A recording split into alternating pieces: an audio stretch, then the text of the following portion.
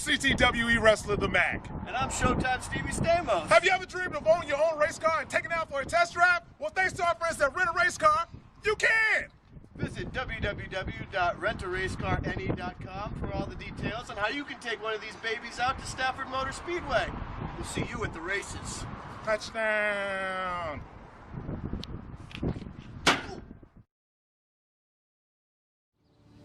Living with anxiety or depression can make everyday situations and interactions seem impossible, and getting the right help can be expensive and inconvenient.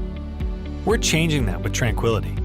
Our program follows the highly effective gold standard, cognitive behavioral therapy, which helps people change negative thoughts and unhelpful behaviors by teaching them skills to practice in real life. Using Tranquility is convenient. You can move at your own pace from your phone or computer, and you don't have to do it alone. Your one-on-one coach is there to help keep you motivated and supported all the way through. If you're ready to unlock the tools you need to approach the day with confidence, visit tranquility.app to sign up for a free trial.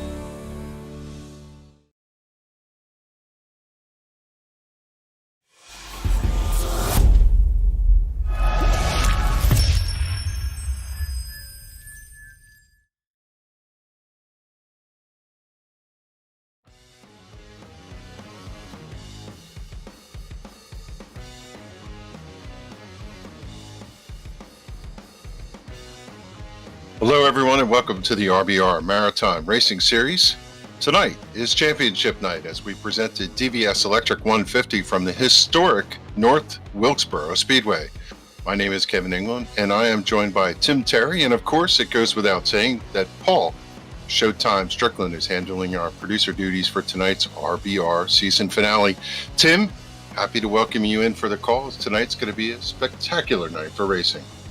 Yeah, it should be a great night, Kevin. Great to be back here with the RBR Maritime iRacing Series, and qualifying just taking place or just wrapping up for most of these drivers. It's simple when we look at points coming into tonight. There are no more drops in this series. Everybody counts tonight. Everything counts tonight. Brett Suggs, 1 point lead over Mike Alexander. If he finishes in the top two, he would make all tiebreakers and win this championship. Currently, he's sitting on the front row in qualifying. Yeah, Brett and Mike, they have been like two prize fighters boxing it out all season long, just one after another throwing the punches. Suggs has laid down the gauntlet with 2 wins and 3 seconds in 5 races, but Alexander has kept him honest, and right behind them, if either one of them trips up tonight, Mike Rhino is looking for an opportunity. Yeah, Mike was our pole challenge recipient last week, had to dig deep, finished in position number 6. That ended up being his drop week, so Mike didn't really gain a whole lot last week at a 5th place finish added to his point total, but Mike Rhino, he is up on the wheel, currently P2 in qualifying outside of Brett Suggs. I would assume that neither of those drivers, if they get the opportunity to take that Vino's Truck and Auto Pole Challenge, would do so, but we got a couple of heats to determine where everybody starts. Final couple of drivers on the racetrack making their qualifying run. They got about just less than 2 minutes to go before the session wraps up, but Brett Suggs, Mike Rhino, 2 of those drivers that are in that championship picture currently 1-2. Yeah, let's turn to the dynamics of the race. 68 degrees Fahrenheit, tracks in the mid-70s. Should be a comfortable race event for these drivers. Historic North Wilkesboro Speedway started in the 1940s, ran cup races up to the mid-1990s. A track very familiar with NASCAR-style racing. We were talking earlier off-air, Tim, about maybe it's like New Hampshire, maybe it's like Martinsville, but it drives like North Wilkesboro. Yeah, it drives completely different than what we're used to seeing this racetrack brought to life, created by the folks at iRacing. Back in the late winter months last year, at least scanned then, and brought to life as it was the 1987 season, released for the NASCAR iRacing Pro Series Invitational that was on Fox during the COVID-19 pandemic. So the Cup guys got to really christen this racetrack, and everybody else now gets to enjoy it. It's one of the newest pieces of content on iRacing, and we see some drivers just wrapping up their final couple of laps here, and we'll get ready for heat races, 10-lap heat races, and then an extended lap feature compared to what we're seeing with those 125 lap features. We're going to go 150 here this evening. These drivers are going to have to pit at some point. They cannot make the full distance on fuel. and they have one set of tires sitting in the pits. It's an 8-tire race, 4 on the car and 4 in the pits. So there's Brett Suggs on your screen as the final couple of moments of qualifying wrap up, and we get ready to go heat racing. Yeah, they have 33 pit stalls in this track and have taken 33 drivers. It looks like we have somewhere about 25 and change coming in here tonight. So everybody will get to race as qualifying closes up, and we'll be able to set the grid for heat race number 1. 3 heat races tonight. 11 laps is the distance, or 11 to qualify, 10 laps is the distance for the heat races. Yeah, and it looks like those heat races are about to grid onto the racetrack. Heat race number 1 set to come to the racetrack, and you can see that grid starting to form, Kevin, with 2 drivers that are fighting for a championship going to be on the front row of this one. Yes, sir. Suggs and Alexander going to start 1 and 2. Conrad Murphy starts 3rd.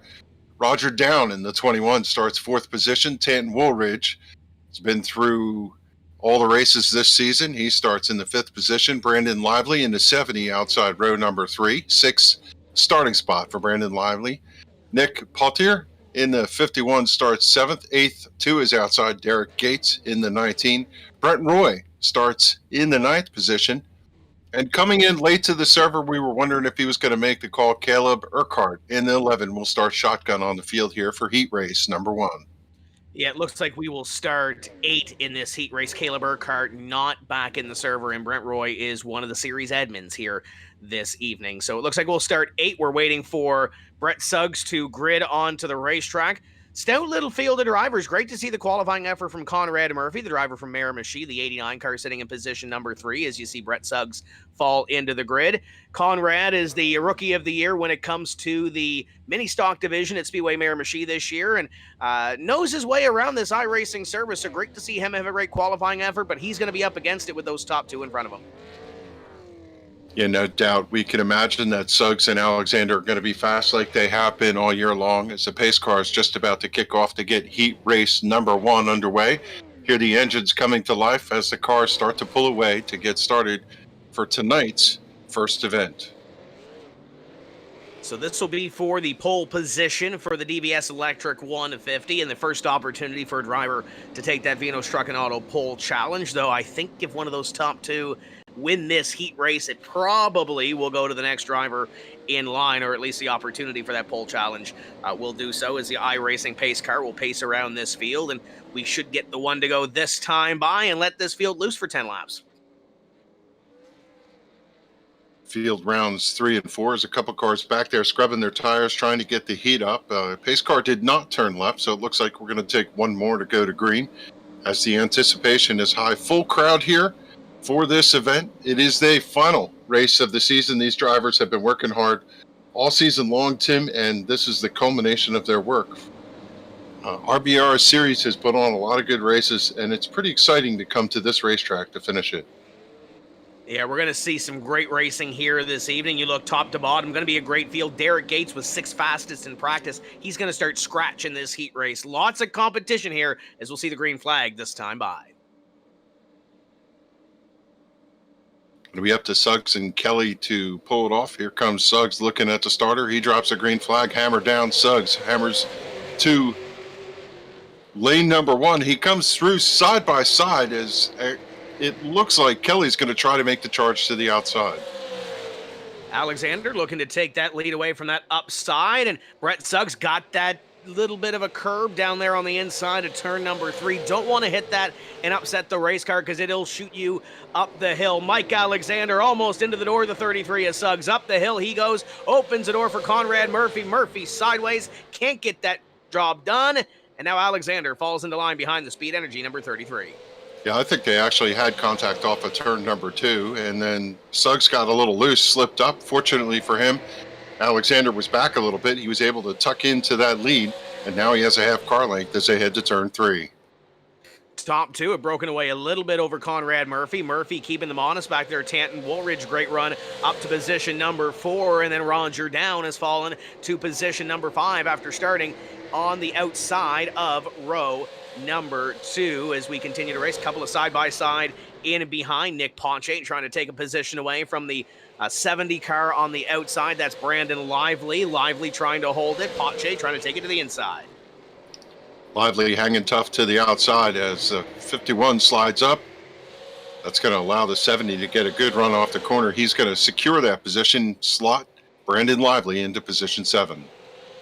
It's a great thing about this racetrack. You can keep momentum on the outside and make a position. Just don't hit the wall like the 70 did coming out of turn number 4 to kind of slow your roll. The 51 of Nick Ponche trying to keep it on the inside, but we're halfway home already. 5 down, 5 to go. Suggs leads. Alexander plays chase. Conrad Murphy trying to hold off Tanton Woolridge for 3rd. I think Alexander has to be tired of this view he has out the windshield. You see him closing in here on Suggs, looking for the opportunity to find a hole and see if he can get it in. Every time he gets to the bumper, Suggs puts the gas down, pulls away a little bit. Still in control of this race, but Alexander is willing to try and go up there and get that position and see if he can get himself a heat race win. Same way they finished off last week at Myrtle Beach as the 33 of Brett Suggs continues to lead here at Wilkesboro. The 75 of Mike Alexander chasing in, and they are pulling away from that battle for position number 3, which would be position number 7 or 8 on the starting grid if they can get that one all figured out. But they'll come by this time, Kevin, and see the white flag. Brett Suggs is going to see it first. Yeah, it looks like right now Suggs has things under control. I see Woolridge in the 4th position there. He got sideways up off the corner. He was closing in for that, looking to see if he can get that last position and sneak up there to 3rd, but I think he's going to be safe for that. As Suggs coming through turn number 3 for the final time. Alexander right on his bumper, but it's going to be Suggs for the win. Heat race number 1. Suggs, Alexander, Murphy, Woolridge, and down your top 5 as they finish. We'll take everybody from this heat race and move them on to the 150-lap feature presented by DVS Electric in just a few moments, but we got a couple more heat races to figure out who's going to start where in this one. Yes, the drivers head to pit road. They'll look to see what kind of adjustments they need to make from their driving style and any tune-up on their driving rigs that they have as Heat 2 about to take the speedway. Yeah, heat race number 2 falling into line. We'll see Mike Rhino and Matthew Barkow start on the front row. Row number 2, Keith McClellan and Jake Goodwin. Row number 3, Travis Roma, Taylor Layton, Wade Craswell, and Danny Veitch. Your row number 4, completing your field of starters, waiting for Jake Goodwin to slot into his position. And then we will be going racing for 10 laps to determine the winner. Mike Rhino, last week's recipient of the Vinos Truck and Auto Pole Challenge. We'll start on the pole of this one. And Kevin, I would believe, even though he's still 9 points back of Brett Suggs, I would believe if Mike Rhino wins this one, he'll probably take the pole challenge again because he was the show last week. Yeah, I think that's a safe bet. These drivers not afraid to try and come from the back. They got a lot of laps of racing here tonight, extended race to do it. And if they play their cards right, they can drive through the field. This racetrack, as we pointed out in the first heat race, an upper groove and a lower groove. So as long as you hit your groove, you'll be able to drive through the field, and I would take that challenge if it was offered. Yeah, as long as you can hit your groove and give that driver on the inside a little bit of room to race, you should be good to go to see some multi-groove racing, and especially with the way this racetrack will rubber up, it should give us some side-by-side racing for 150 laps. We got a stout field up in front here. You look at those top 5, top 6. Wade Craswell was really quick in practice as well. So we'll see what shakes out here between these guys. But you talk about some Rev Racing teammates up in front. Rhino, Barkhouse, get the 30 on the inside as well of Keith Mack. They are going to try to put on a show to win this second heat race. Yes, these drivers size up the speedway here tonight. We were watching them in practice, Tim, and they were off that white line in the curbing about a car length or so. There's a lot of bumps down there, but every once in a while, some of these drivers want to sneak down there and cut the track a little bit shorter. Plenty of racing opportunity here across the different lanes at North Wilkesboro. Pace car is going to peel off, and Mike Rhino going to be in command of the field. Green flag is out, and we are underway for heat race number 2. Rhino may have spun the tires a little bit there. Matthew Barkhouse gets the advantage down into 1. Rhino will pull even, gets close to those bumps down there in 1 and 2, and they'll drag race down the back. Yeah, Jake Goodwin has a windshield of the top 2 running side by side. He's going to try and see if one of the lanes will open up. He's peeking to the bottom, but Barkhouse has just been incredibly fast on restarts all year long. They are still side by side going to the back straightaway. Barkhouse trying to get to the lane, And Goodwin looking to see whatever opportunity presents. If there is a hole, he's going to fill it from third. It was side by side and behind. Roma picks up position number 5 as Rhino tries to hold off Barkhouse. Now Barkhouse to the outside, slips up a little bit. Kind of saw this at Myrtle Beach last week. That outside line was good for 1 or 2 laps, and you started to fall back a little bit, use your tires up a little bit. Matthew Barkhouse, oh, there's no give up. Caution is out on the speedway. Yeah, caution for incident out in the back of the field. I noticed Rhino was literally clipping the grass out of turn number 2 before as he picks up the pace car here in turn number 3. So we'll see what brought out that caution. Showtime Paul Strickland is down in the production hauler, and I believe it may have been that battle in behind Travis Roma, Paul, that sparked that one.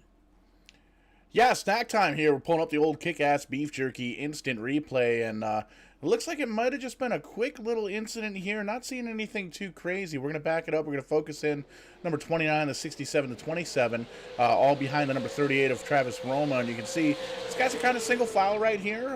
Nothing, no harm, no foul. 67 gets into the back of the 27, gets him out of shape, loses the back end of that race car, comes up, they make some contact. There it is. He spends his 27 into the wall there. Taylor Lighton, rather. Unfortunate event there. He gets put into the outside wall. Big time damage to the right front of that car. So tough break for the 27 car. Luckily, I believe everybody's still going to transfer onto the feature event here tonight. So he's going to be able to reset that car, get a brand new car for the feature event, and go 150 miles here at North Wilkesboro.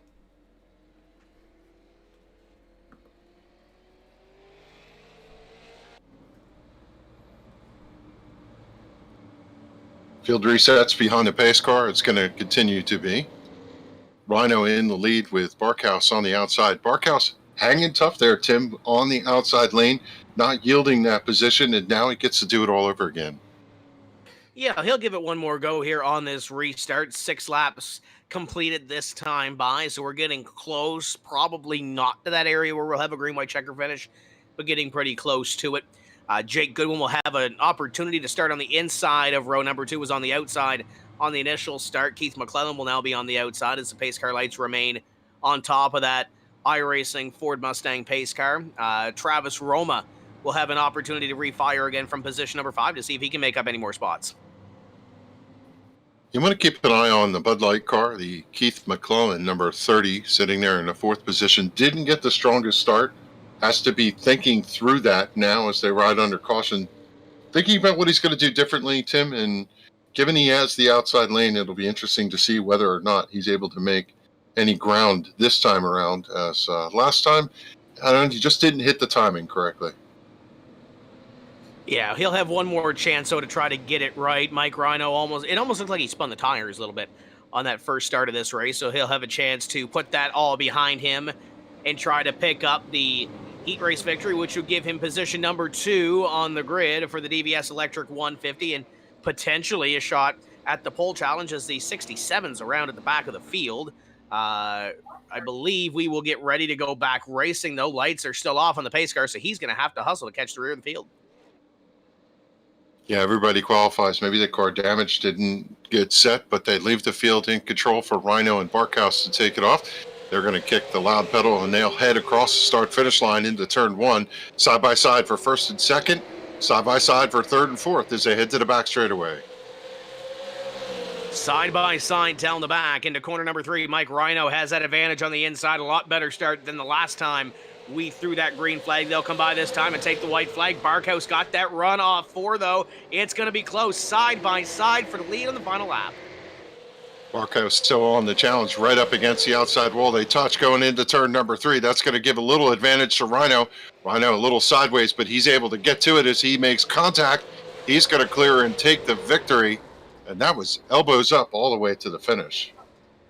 Yeah, they all wrecked in behind, and it's going to cost Matthew Barkhouse from 2nd all the way back to position number 6 as we get ready for heat race number 3 quickly.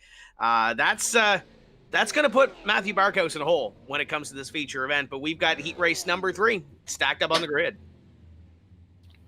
Yeah, exciting finish to heat race number 2. We'll see what number 3 is going to give us here as the grid on the track right now. We'll give you the lineup. Chris Roma in the 83 is going to start on the pole on his outside. Riley Duncan in the 97.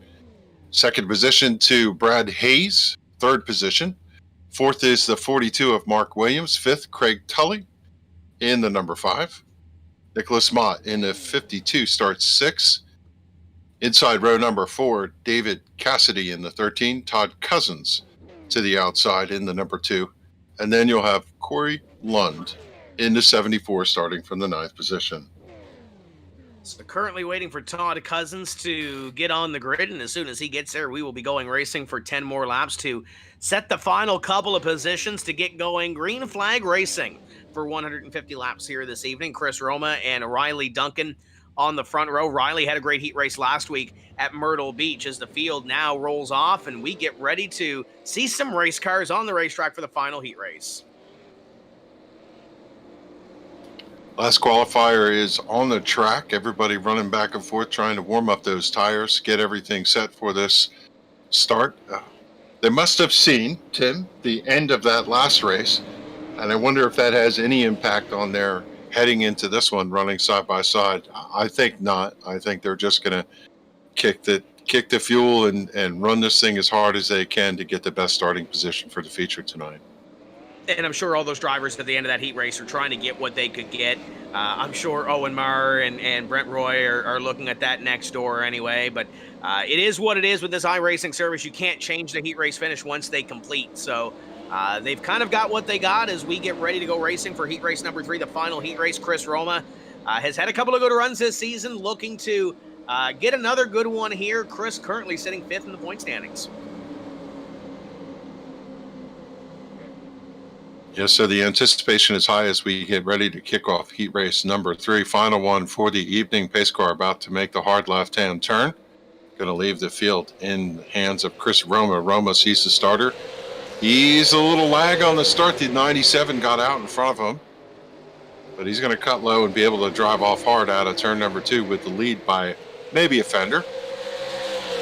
We saw this last week out of Riley Duncan in his heat race. Was able to capitalize in an outside starting position in his heat race and pick up a decent finish to qualify in for last week's Vino Truck and Auto race. Oh, almost little contact down into corner number 1. Riley Duncan is digging, wants that position away from Chris Roma, but Roma will lead the field down the back. Battle for 3rd, heating up Mark Williams, trying to take it away from Brad Hayes.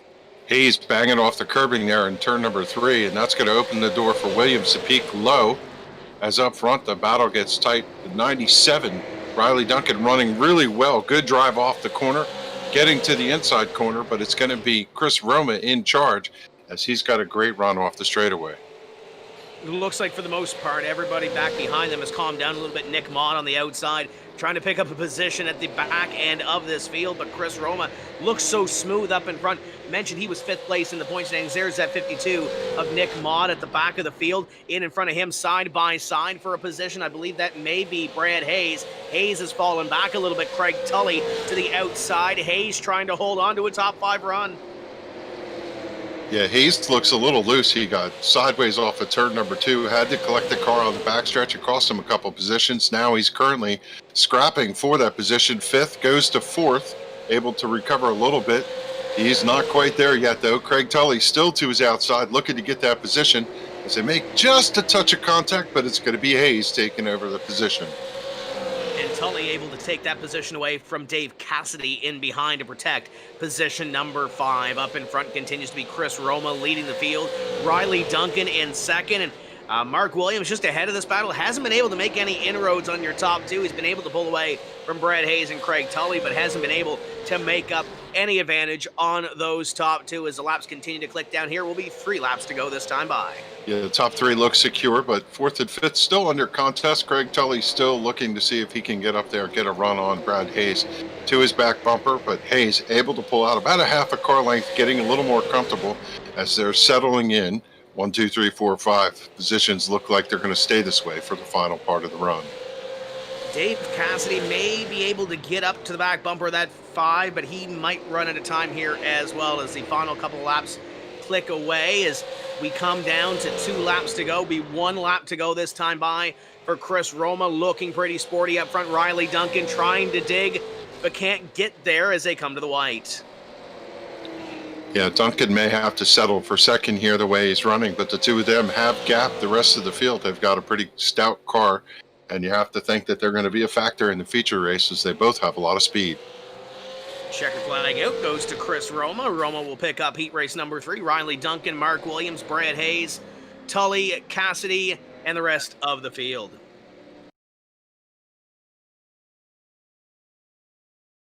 All 3 heat races in the books. Now we get to set up for the feature event.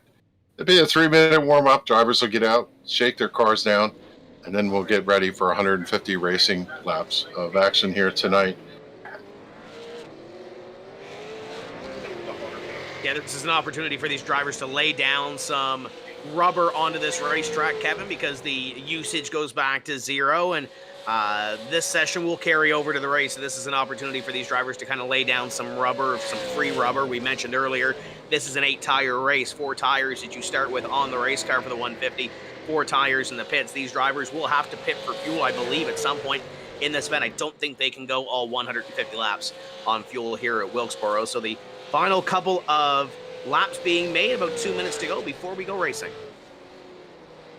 He was listening on the track channel trying to hear if somebody was going to take the VEINOTTE'S challenge. I'm not sure what ended up happening with that. I know Suggs, he declined it straight out, decided he was going to hang on to that hard work he had for getting that pole position, and we'll see where they line up everybody else and whether someone's going to take that challenge as the drivers out there doing their final shakedown, getting ready for tonight's event.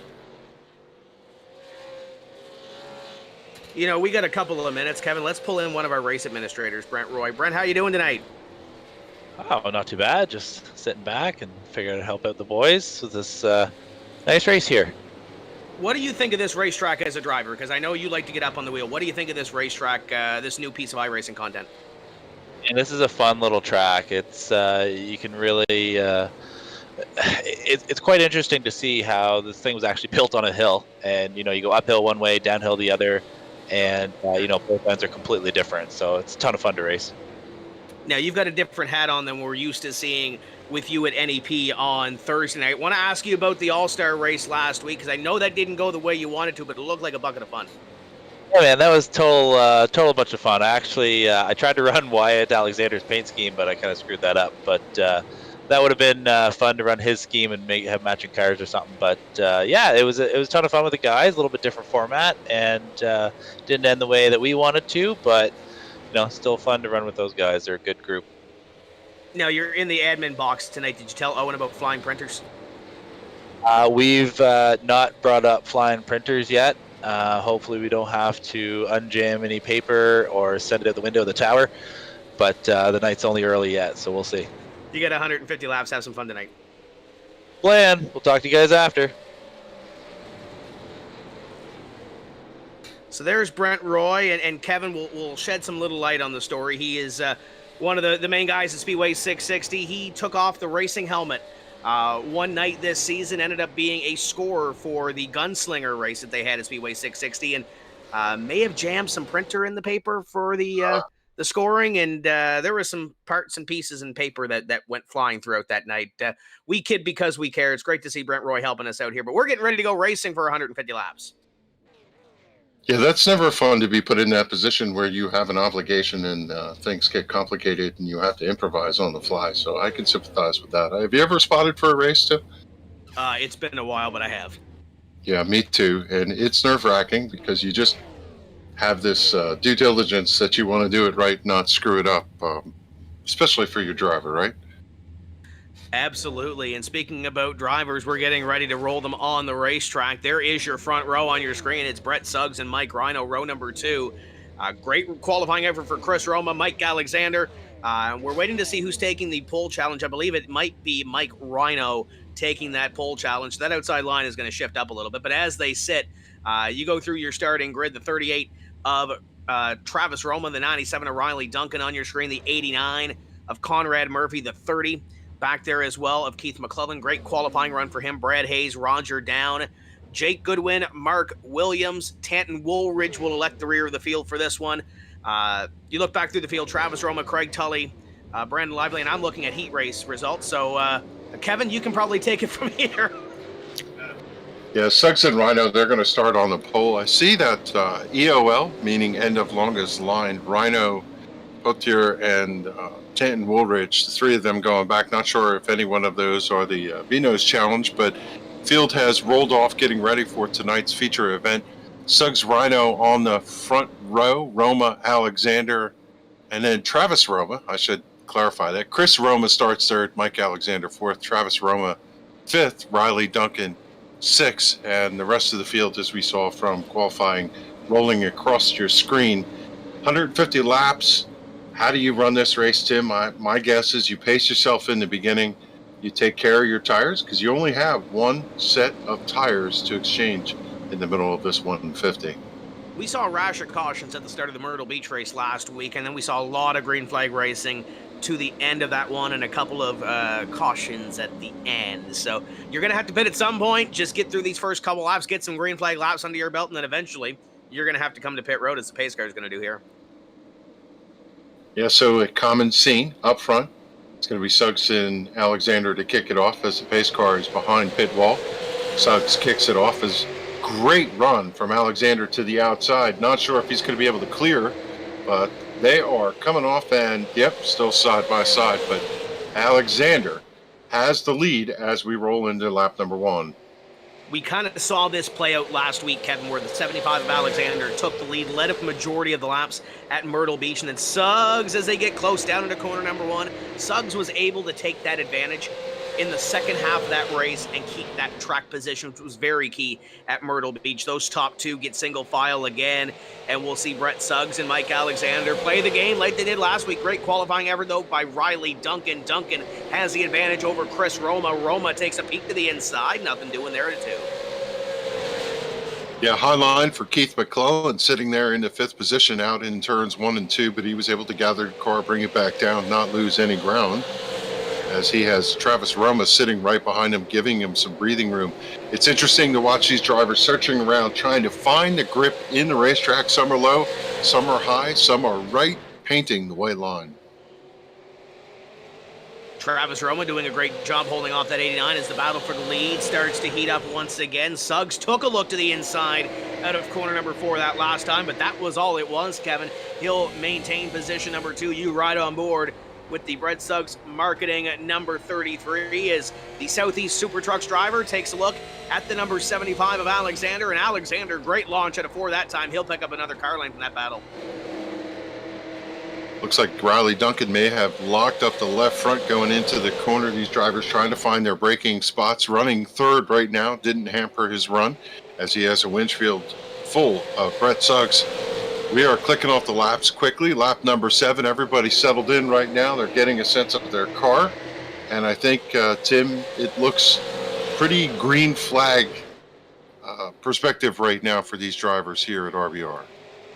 And I think it has to. These drivers have had a few weeks to really know each other. They've had 5 races thus far. They know what each other is going to race with. They know those maybe evasive moves that they're going to make, maybe unpredictable moves that these drivers are going to make. They raced with a lot of each other during the pandemic as well through the Tim's Corner races. So they know each other. They know how to get a green flag run under their belt. And North Wilkesboro is I don't want to say it's a very easy racetrack, but there's a lot of room to move here. Very conducive to what we could build as a green flag run. Lap number 9 will be completed this time. You ride on board with the Bud Light number 30 of Keith McClellan as he chases down the 83 of Chris Roma at corner number 4.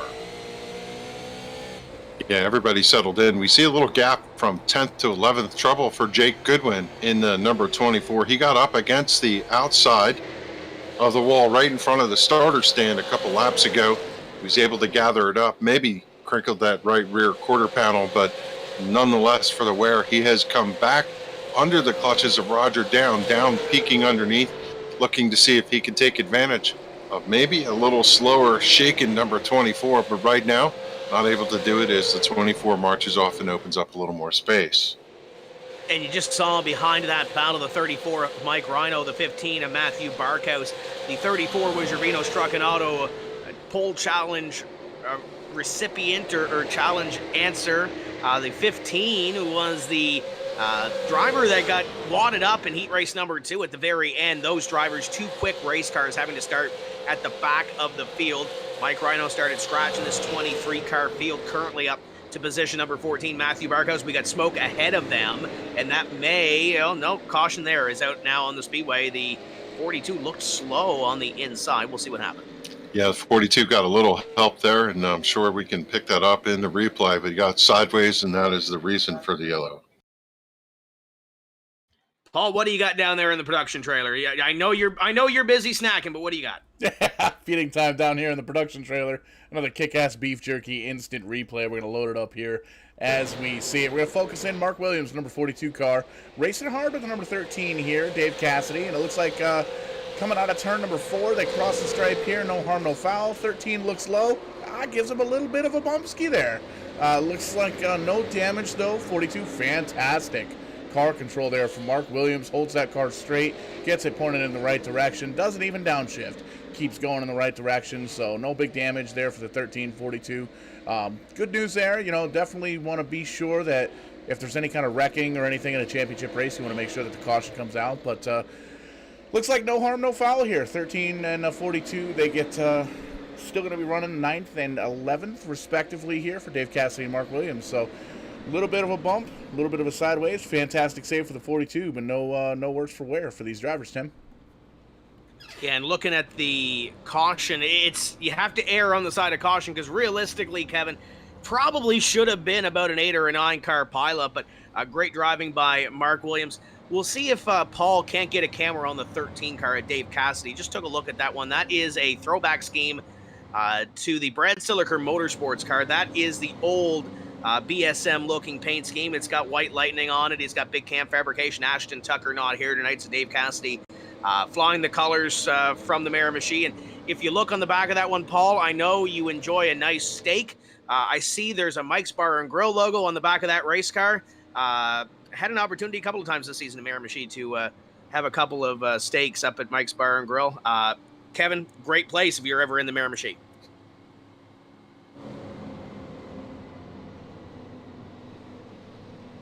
Yeah, I'm going to have to look that up.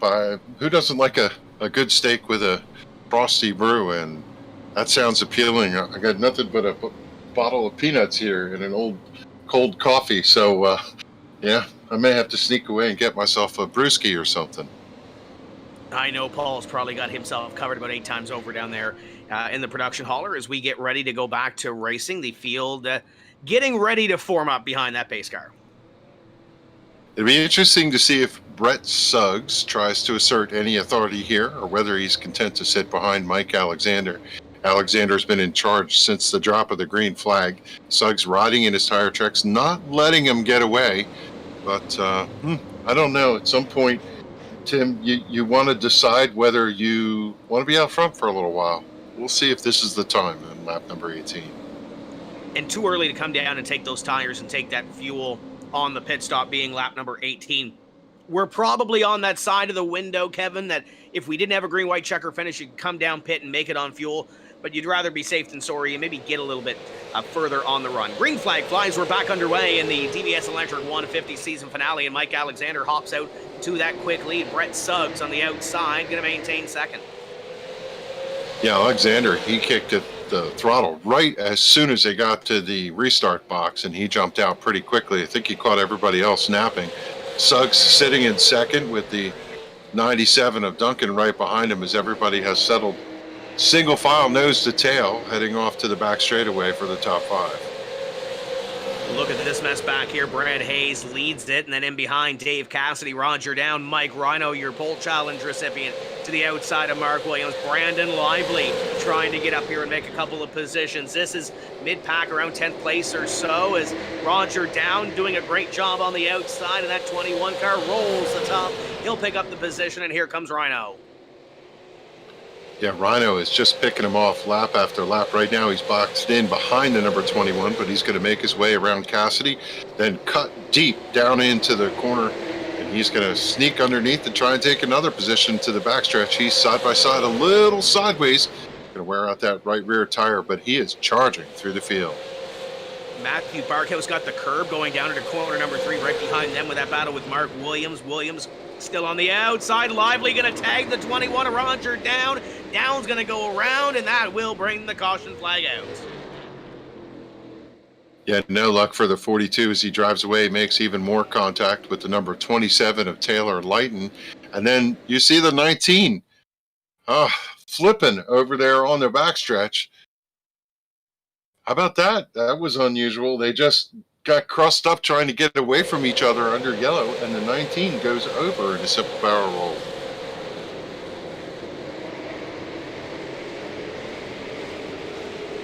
Yeah, Paul, it just looks like almost looked like they almost had it saved like the last caution, but there's no saving this one. Yeah, taking a look at the kick-ass beef jerky instant replay. Going to focus in the number 70 here. Just kind of drives it in deep, gets into the 21 car, gets him spun around here. Roger Downs and collects the 41, the 29, big shot there, and you can see the 19 is there as well. We're going to see if we can kind of follow along, find out what happened to the 19 car, because he just gets a little shotski from the 21. Well, I mean, he sticks to landing. That's good news there. Probably a 7 for style points, but that's definitely going to do some major damage to the race car there. So tough break for him. Tough break for these guys in the back of the pack. Yeah, Tim, I was listening to the radio at the 19. He is livid. Not very happy about that. Yelling, "What was that?" I guess I would think that same thing, too, driving down the pack straight away. And next thing you know, you're doing a little tumble. That's got to be a surprise. And especially with having such a great run this evening, Derek Gates, I believe, was, 6th or 7th fastest in the practice session. Didn't have the heat race that he wanted to. Started at the back. It started off really, really good this evening for the 19 car and just hasn't been able to materialize any further for that team. And now with some damage to that race car, it's going to be an even longer night. Roger Down, Brandon Lively, your caution cars. They will go to the rear of the field for this restart as we have completed 26 laps. So one of the stories of the race was to watch the 34 and the 15. Both of those cars, Rhino and Barkhouse, have been fast all year long. We knew they were going to drive in from the back. It looked like Rhino was making his way a lot faster, pick and choosing his lane, being more aggressive, going after every pass. Barkhouse a little bit stalled back there. I would have thought he'd been able to follow the line through from the 34. Now, this incident cleared out a couple cars right in front of him. He's going to find himself and I think about the 12th position for the restart, but I'm curious to see how much more progress Matthew Barkhouse can make in that number 15. Yeah, he's got to make some more, same as Mike Rhino back there. They're trying to pick their way through the field at around the same point as the pace car lights are off. You really have to take care of your stuff. This was about the time last week where we started to see a green flag run. And if we can get back to that point where we had on that initial start before that little set two between the 42 and the 13, we can get that rhythm back in. We're going to see some green flag racing, which is going to make this thing exciting. But we'll see how this run transpires. Mike Alexander is your leader as they get ready to come to green. 2 by 2 by 2 by 2, getting ready for the restart. It's going to be up to Alexander as he kicks it off. Everybody charges into turn number 1.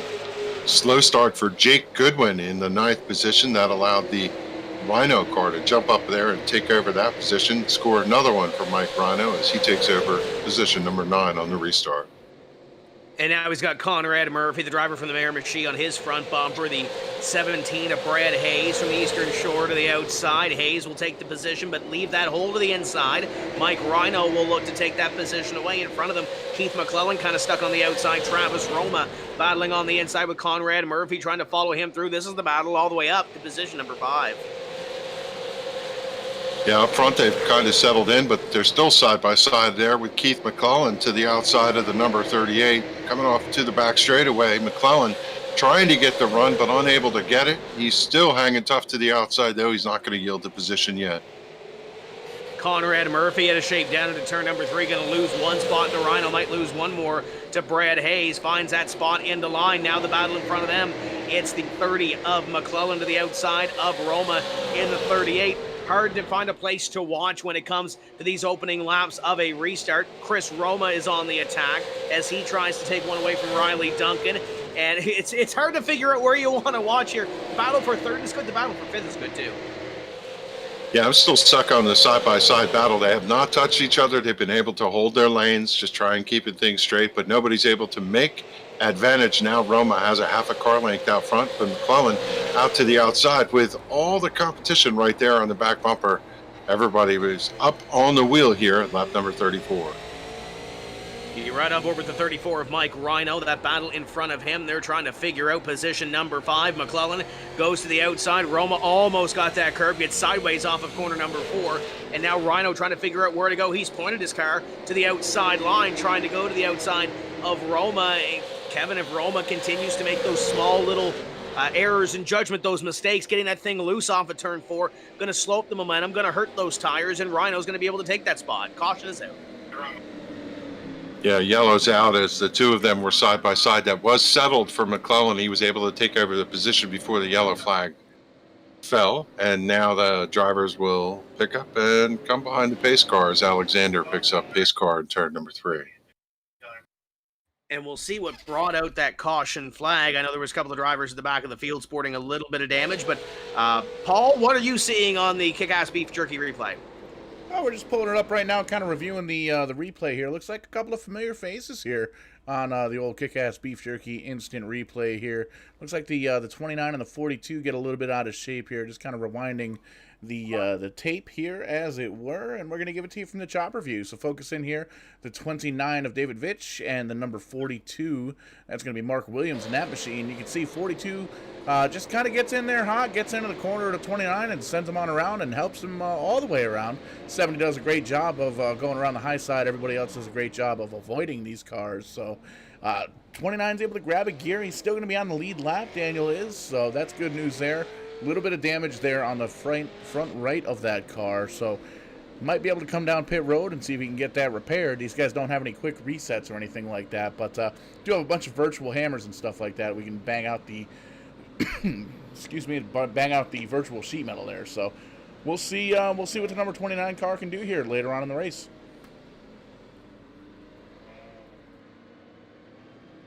Yeah, Tim, every time we come down into turn number 1, that seems to be the trouble spot at different braking points. These cars getting together, and all it takes when you're turning that car in and you're leaning on that right side of the chassis, all it takes is just a little tap. And as we see time and time again, these last couple of cautions, just an incidental contact will send a car sideways over there.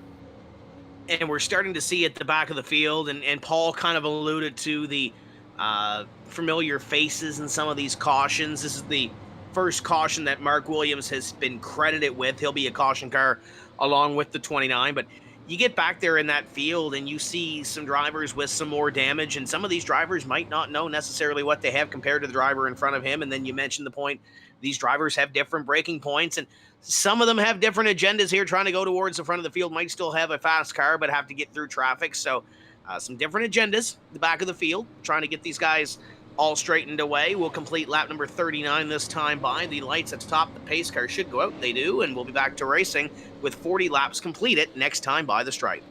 Yeah, there's another dynamic to consider. Is it's hard to race in the back of the field.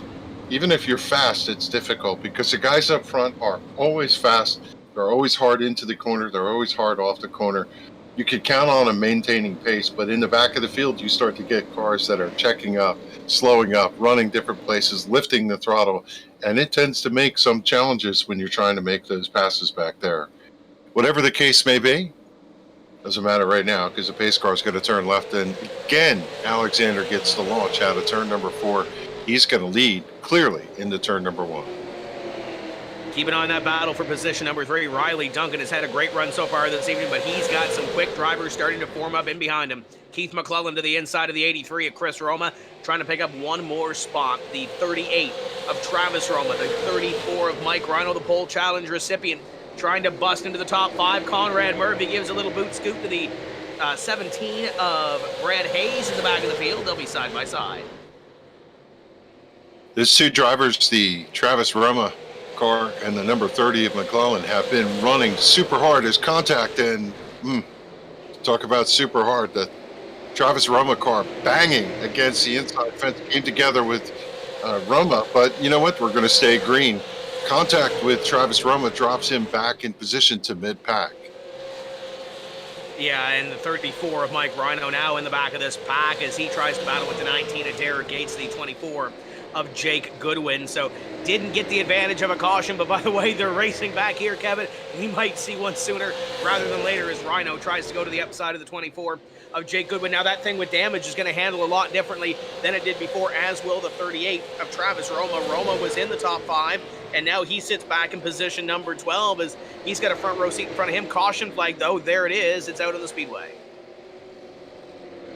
Yeah, super tense moments for some of these guys. I saw the 5 of Craig Tully bang off the curb earlier and come back, as it looks like maybe trouble one more time has found the number 42. Yeah, Paul's going to pull up that kick-ass beef jerky replay. And Paul, I know you're going to probably say the same thing that I will, but it's the familiar faces at the back of the field that are involved in this one again. Yeah, there you see, we're going to focus on the 42. We saw him out of shape there in the live shot, and you can see he's following in the tire tracks of the number 29, who's following in the tire tracks. It looks like we got the 19 actually gets a little bit out of shape there. We're going to back that up one more time because we can do that here on Verdane TV because we're doing it live. So you can see Derek Gates, seen him a couple of times here tonight. Coming into the turn here, looks like he takes the corner a little bit too hot, gets into the wall, comes across the nose of the 70, takes out the 27, the 29, 42, and then the 67, it looks like. He does a great job heading on down low. That's Wade Craswell avoiding calamity there. But looks like everybody is able to keep it rolling here.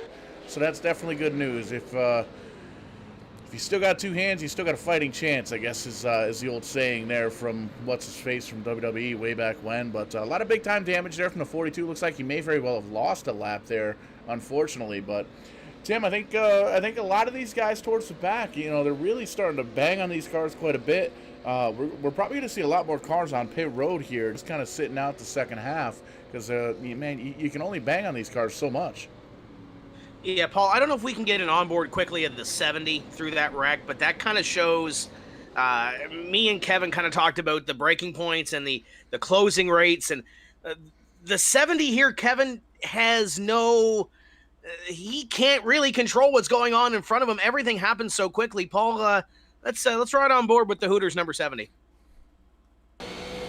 Yeah, taking a look, and you can see right here, this is exactly everything happens in front of him. You can see he's hard on the wheel, turning left. And man, the 19, check that.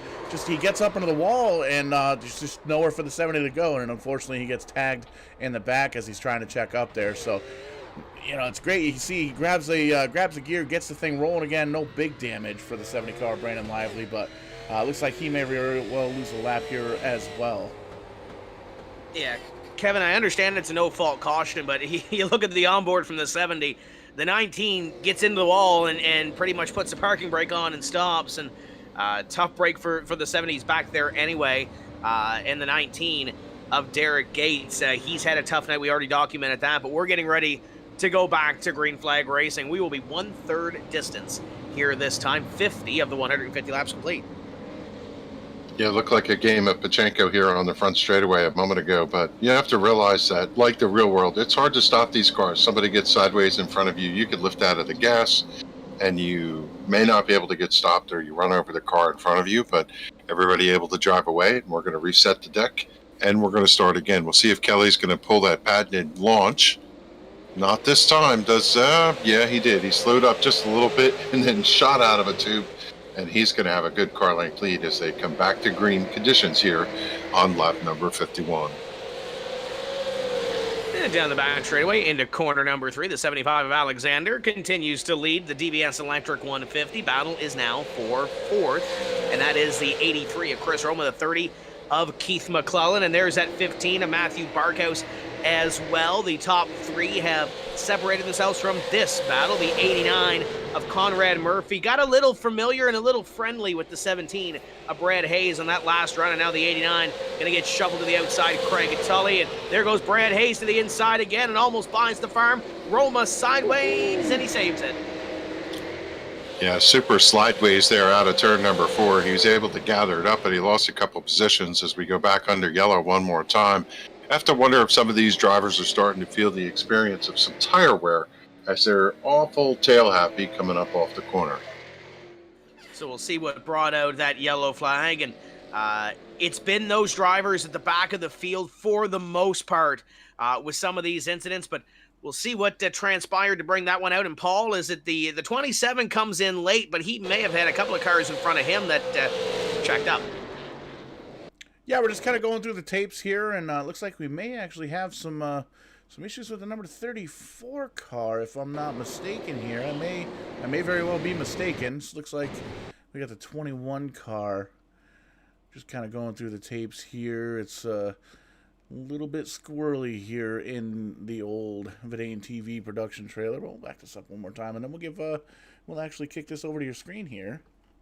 Bam, just like that. You know what, Paul? I think this starts with the 38 of Travis Roma. When he got sideways, I think the field behind him kind of gets crossed up with Nick Mott in the 52 and Roger Down in the 21. And we almost saw this incident earlier in the race where the 21 is sideways. He doesn't stop forward momentum, but he gets sideways enough for them to throw the yellow. Yeah, it's one of those things, Tim. I'm just kind of trying to look through the tapes here, and we had a lot of guys that were kind of out of shape there. But I mean, really, these drivers are kind of slowing down for the caution, and with 55-lap-old tires, you know, it's hard for these guys to really hold on to the cars. We're just take a look at the 51. Looked like he might have been a little bit out of shape here.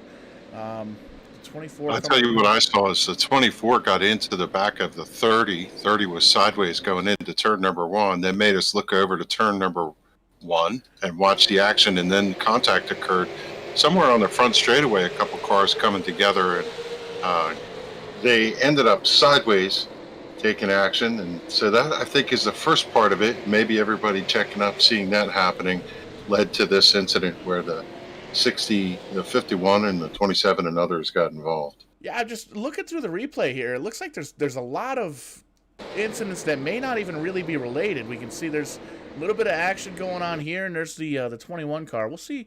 He looks like he's the most out of shape, so we'll back him up here.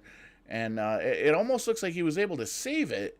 That's kind of why we're struggling here with the replay. There's a lot of stuff going on, but nothing really too crazy. You can see the 52 just dive bombs in there, door slams the 21, sends him around, but he's able to straighten it up. He's able to keep it going. There you see another car kind of point of the car. So a lot of cars just kind of a little bit kind of halfway, 3/4 of the way wrecked. But I think that was a good call, making the caution come out there, Tim.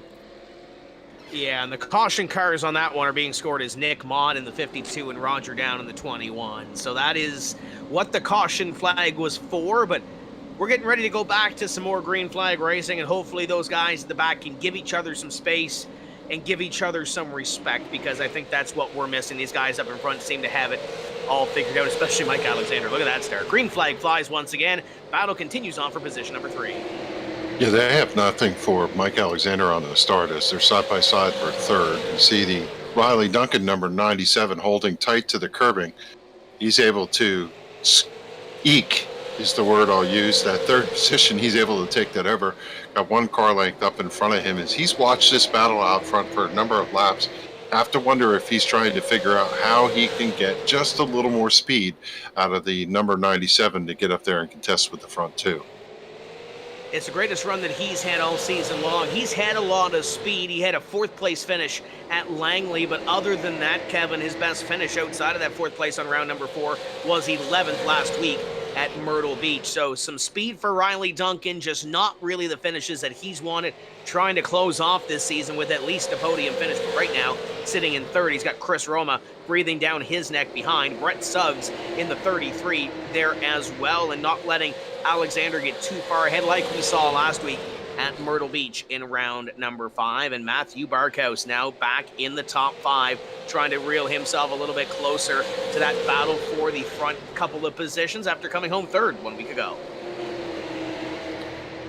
Yeah, the 97 having a good run. I remember one of the nights when he introduced this paint scheme, he had a night similar to the 42. He just could not find a clean racetrack, banged into everything, you know, the old adage, go out hit the pace car kind of thing. But tonight, solid run in 3rd, but boy, is he getting a lot of pressure. There is significant mirror full of the Chris Roma car, the 83, right down low, signaling that he wants that position. Yeah, they're going to have a battle on their hands for this spot. Keith McClellan here as well, and not too far in behind Brad Hayes, having a great run within the top 10 this evening, currently running around position number 7 and behind this pack. So great run for the Xerox number 17 of Brad Hayes. And for the most part, I think everybody's really found a place to race. The first side-by-side battle, just saw it off the corner of your screen. Craig Tully taking a look to the inside of, I believe, Dave Cassidy for position back there. But other than that, Kevin, I think everybody is kind of, the nerves have kind of calmed down a little bit. We can get a race pace in here. Yeah, and I look back to that 12th position. We have not called this driver's name all night long. 10 Woolridge running the 00. I hate to do that, Tim, because as soon as you say it, it's a find in trouble. But he's had a clean race, and he's just knocking on the outside of the top 10. Yeah, it's great to see Tanton Woolridge come from the back of the field, had that end of longest line penalty off the start, and has worked his way back up. But this battle here getting intense. Chris Roma looked underneath, caught the curb, and here comes the 15 of Matthew Barkhouse. Barkhouse trying to make it work, just caught that curb enough, didn't want to get into Riley Duncan. Duncan didn't give him a whole lot of room on the inside, and now Chris Roma doesn't have to play offense. He's got to play defense because he's got 3 hungry drivers behind him. We've been able to follow the trials and tribulations of the 15 of Barkhouse, but as we look back there, where is our third place point leader? Mike Rhino, running 13th position. He's challenging the 00 that we just talked about there, trying to get a clean lap on the outside, see if he can get that position. Now he ducks down low, and Tanton had to take evasive action, but I believe that Mike is going to steal that position away. That's the best way to describe that, as he takes over position number 12. Yeah, a little bit of an aggressive move there. I'm sure Tanton's not overly pleased with that move, but still early in this race, not even halfway in this DVS Electric 150. Mike Rhino has picked up that one position. Great run for Nick Pache in there as well, the 51 car, keeping that car relatively clean and trying to build something for the second half of this race. Dave Cassidy in the 13. Next up on the list, and Rhino will get back up to Travis Roma in the 38. Those two were the two that made a little bit of contact early. You can see a little bit of front-end damage to that RBR number 38, but it doesn't look like it's slowing him down a ton. But the one thing he doesn't have now, Kevin, besides the clean race car, is track position, because him and Mike Rhino were running in the 5th place spot when they tangled earlier. They just had a moment over there in turn number 3. Roger Down clipped the curve. He had the number 19 of Gates to the outside. Two of them came close together, but they were able to gather it up, and they're going to keep it heading in the right direction out there in the back of the field. The 19 of Gates running 22nd is losing a little ground as Nicholas Mott looking underneath him, and there's battles all over this racetrack as we have a green flag run. And there goes the 52, and Nick Mott slideways to the inside of the 19 of Derek Gates. Battles all over this racetrack. Up in front continues to be Mike Alexander, but it's back to single file racing. Brett Suggs was close, just couldn't seem to make that move, and now Alexander really sets himself up. This might be, and I don't want to jinx it, Kevin, but it's got a green flag feel to it. We'll see if Mike Alexander has enough to pull away from Brett Suggs, Riley Duncan, and the rest of this running order as we hit the halfway point. 75 down, 75 to go. Yeah, I look at the cockpit view of our leader, Mike Alexander, as he runs through the corner. He's been coming down low, just about a quarter to a half car length off of that white line. And you can see the steering wheel dancing. They roll through the bumps. The car has got good shock package. It just kind of bounces through there. It doesn't upset it too much, but you definitely feel that every lap as you go through. The car kind of vibrates for you. It shakes. You got to compensate for it. You're not just holding wheel left, wheel right, wheel left, wheel right, like some of the racetracks. Here, you're literally driving the corner. Yeah, and Mike Alexander's so smooth in front of this field. He's got Brett Suggs in behind and keeping him at bay about a car length in behind. And kind of the Achilles heel last week, Kevin, was that lap traffic. Talked to Mike after the race. And yeah, they did their job, but you could kind of see that battle between the lap traffic went in the benefit of Brett Suggs. So if we get to that point here again, we'll have to see how that shakes out. Riley Duncan kind of aggressively attacking these corners down in that number 97 to maintain position number 3. But now if he gets up into that outside groove, he'll have 3 cars in behind because Roma, Barkhouse, and McClellan all lined up behind that number 97 waiting for a mistake. And there's one in behind from the 83. Yeah, the 83 turned around backwards on the inside of the straightaways. We'll probably go yellow, and there it is, yellow flag out as the field's going to collect. And everybody taking evasive action trying to miss that 83, and they're able to do it. The 83 kicks it off. and he's going to drive away. But he's got to be upset. He's had such a strong run tonight. Now he's going to have to reset. Yeah, Paul is queuing up the Kick-Ass Beef Jerky instant replay, and it kind of a chain reaction wreck and a lazy spin at the end of it, Paul. Yeah, we're going to focus in the number 83 here. You can see everybody's kind of single file. Duncan out front, Alexander in the back, Roma right in the center there. And you can see they kind of close up a little bit, just the slightest tap from the number 15 car, gets him a little bit out of shape, tries to save it again, and just kind of, like you said, kind of a lazy half spin. So everybody does a great job going around the outside of the racing groove here, avoiding any kind of contact with the 83. And, man, Chris Roma does a great job making the call to just hold it right there. Don't go anywhere. Let everybody get around. You're going to restart in the back of the pack, unfortunately, but at least at this point you don't have any damage, and you still have plenty of time to try and make up some of the spots there, Tim. Yeah, he'll bring it to the back of the field. He will be joined by Matthew Barkhouse. Those two are the caution cars, and no fault incident, Kevin. I think that's the right call there. It's a tough call to make, but it's the right call, as we had a ton of drivers down on pit road. One of them had to be Mike Alexander, because he is not leading this field anymore. Yeah, Brett Suggs is going to pick up the lead here, and it's going to be the 97 tucked in behind him, but the 75 went for tires. You have to assume he took tires. Saw contact with one of the cars down there trying to get into his pit stall, and that happens occasionally. But, yeah, we thought that we would get past the halfway mark, and when the opportunity presented, these drivers would go for tires. Interesting that Alexander went, but Suggs did not. Will Suggs try to run this whole race without changed tires? I think he's going to have to come down for fuel. I don't think the amount of cautions that we've had will compensate the amount of fuel, but it would. We're up here. We're not down in these race cars or on these pit boxes, but I would think, Kevin, if we get a run to about lap 100 or so, I think that would probably be the opportunity for Brett Suggs to come down 100, 105, give you plenty of time to still come back up through the field, maybe take a lighter fuel load and have the fresher tires on your race car to kind of compensate. The problem is Mike Alexander came off a pit road, and he'll be scored in position number 10. So about half the field came down into pit road. Conrad Murphy, just looking back, I believe if he's not scored one lap down, he's going to be close, because he barely beat the pace car off. He had a heck of a time getting into his pit box. I know we're getting ready to go green, so we might save him the embarrassment of not showing that, but he had a heck of a time getting into his pit box. But he's going to start at the back of the field. Looks like he may stay on the lead lap. So it'll be Brett Suggs, Riley Duncan, Travis Roma, Craig Tully, and Tanton Woolridge, your top five. Kevin, we got some drivers that aren't used to running near the front of the field and are on older tires. Strap in. Yeah, we also have a couple situations where Barkhouse and Roma given end of longest line, presumably for that incident over there. As Suggs takes a book out of Alexander, he jumps out to a big lead coming off, and everybody's going to now mix it up as we have cars with fresh tires, cars with old tires, and side-by-side racing through several spots in this pack. Brett Suggs is your leader. Keep an eye on Mike Alexander. He would be the first driver on new tires. He goes to the outside. He's got Keith Mack along with him. There's Tanton Woolridge battling with Craig Tully. Haven't talked a whole lot about them this evening, but that is now a battle for position at number 4 as they continue to dance for that spot.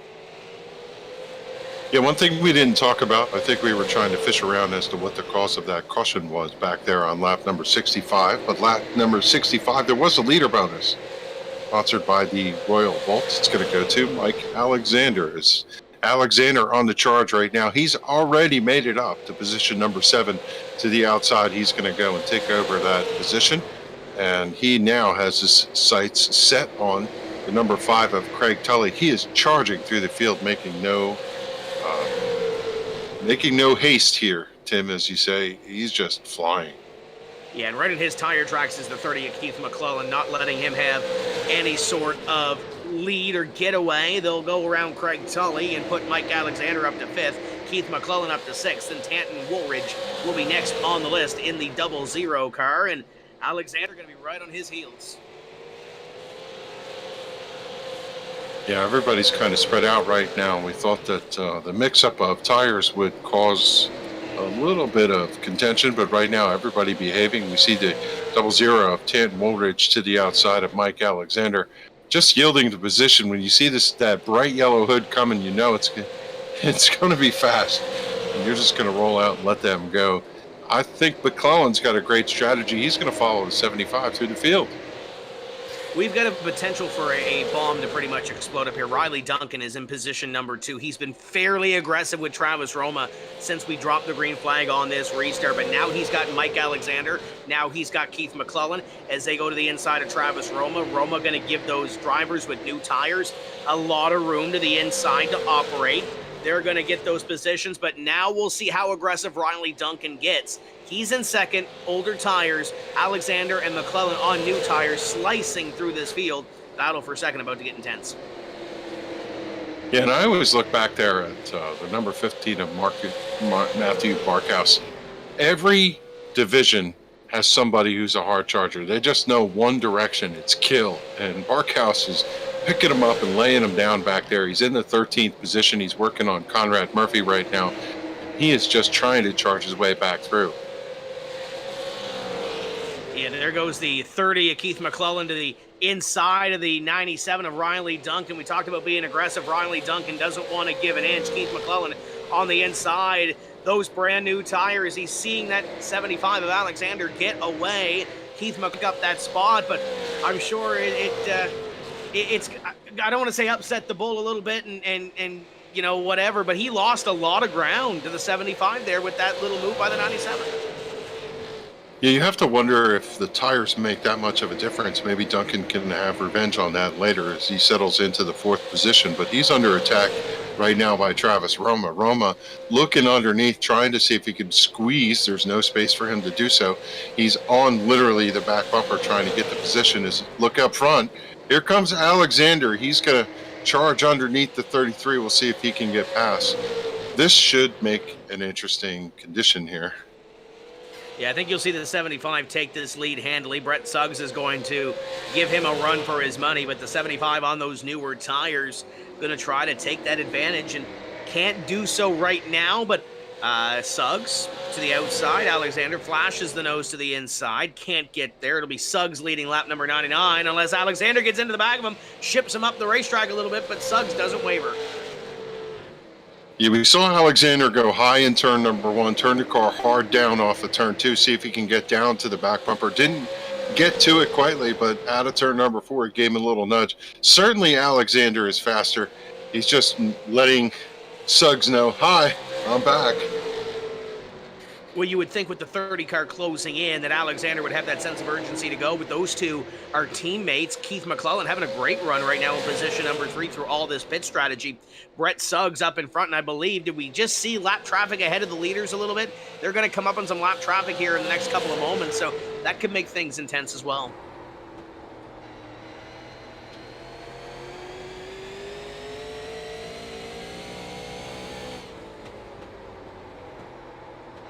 You're right on board with Brett Suggs as he closes in on Jake Goodwin ahead of him, and he's got Mike Alexander taped essentially to that back bumper. Alexander hasn't been able to get by and still tries to take it away, and now Keith McClellan begins to look to the outside. Yeah, Alexander's looking for any slip, but Suggs has not given him any opportunity. I saw the 75 go high, trying to dime in the corner to see if he can get the run. If the opportunity's there, he's going to pounce on it. Out the front windshield of Suggs is Goodwin in the 24. Hopefully he'll just roll high and let the drivers come in, but they're going to catch him quickly as he bounces off the curb. Great view from the gyro of the 75 of Mike Alexander. Alexander trying to take it away. Jake Goodwin just ahead of the leaders. We'll see if Goodwin poses any threat to these top 3 as they run down the back straightaway. Alexander trying to make it happen on the Brett Suggs Racing and Marketing number 33. And the driver looking for any opportunity is Keith McClellan, sitting there in the 3rd position. He's trying to see if any hole opens up where he could jump in and leapfrog the top 2. The good news is the 24 is going to peek up there out of turn number 1, go out of the way, and now Suggs has a windshield full of Nicholas Mott. What will happen when he gets to him? You have to remember too, Kevin, this is a championship on the line. Brett Suggs, if he were to fall to position number 3, that would give Mike Alexander the championship if he were to stay up there. Alexander pokes that nose to the inside one more time. Can't get there. Suggs gets just enough of a run off the corner. Suggs is struggling center off on turn 4. Still maintains that lead though. If he gets a caution here within the next 5 or 6 laps, Brett Suggs comes down, gets those tires. As long as he can pick through the field, I think he's golden. Little wiggle there that time. But A, he's got to catch that caution, and B, he's got to get back through the field. This is very intense for not only the race, but the championship as well. Yeah, Suggs' car is just a little loose, hard on throttle up out of the corner, but wider is better, the old Pontiac motto. He has done whatever he can to stay in the lane, keep the car down, not let Mike Alexander get to the quarter panel. Alexander going to try a different approach now. He's going to peek to the outside, see if he can get the run. Not able to do it. Now he comes back in the tire tracks. These two are going to be elbows up all the way through. And the question is, can we run green to the finish from here? Maybe Suggs is going to have to just slug this out with the tires that he has. 75 of Alexander trying to take it away from Brett Suggs. Keith McClellan in 3rd, and everybody else fighting for 4th at this point, currently occupied by Mike Rhino. Alexander trying to make that move, trying to force Brett Suggs off his game. Suggs just good enough to stay up front, and Kevin, we believe that Suggs will have to eventually come down, at least for fuel. I don't think we've run that many caution laps for him to make it the distance. Yes, certainly the team is trying to do some form of gas calculation there, as Alexander has achieved his objective. He is down underneath the 33. Now we think he's going to get the run and be able to clear him out of turn number 4, and he's going to do that to the front straightaway. Suggs not giving up yet. He's going to run to the outside hard, and we'll see whether or not he can hold the 75 at bay. Alexander's got a super strong car down there on the bottom. And it's going to open the door for Keith McClellan as well. Brett Suggs in the 33 on 114 lap-old tires this time by is going to fall back to at least position number 2, and if Suggs falls to position number 3, that could mean the difference between him winning and losing the season championship here for the RBR League. 33 back to the back bumper. The 75 was able to skirt in front of Keith McClellan, and now the battle is on again. Yeah, the front 3 finally settled that and tuck in nose to tail. 2.2 seconds, just about 2.3 seconds back. Mike Rhino running in the 4th position. He too plays into the point championship. He would like to get up there and see if he can tussle with those two and get the win and possibly put himself in a position.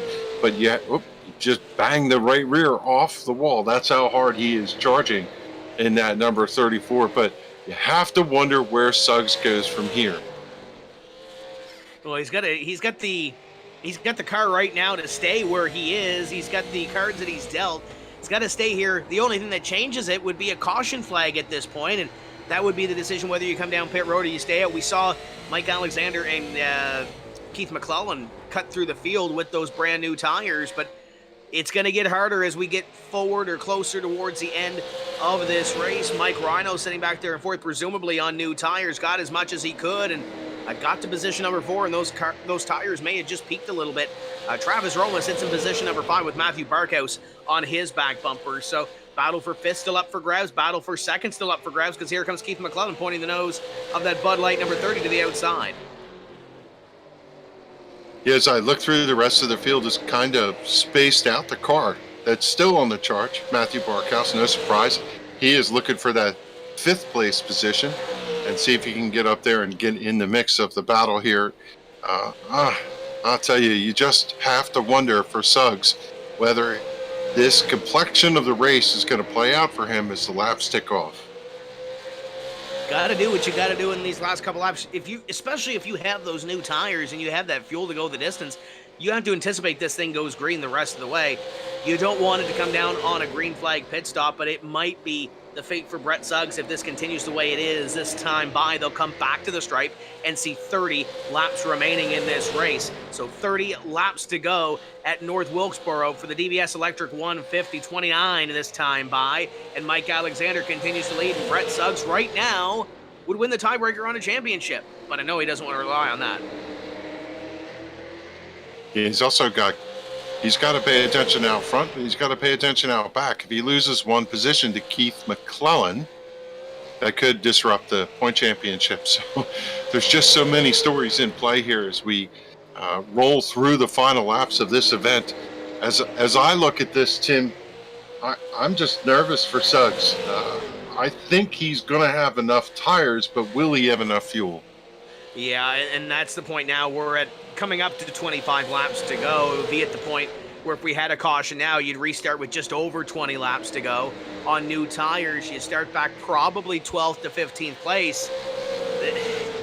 You're damned if you do, you're damned if you don't, if you're in the situation of Brett Suggs. But right now, it's the bed that he has, and he has to lay in it and has to hold off Keith McClellan, because if he doesn't, that's the championship gone, and Mike Alexander would end up winning the race in the championship.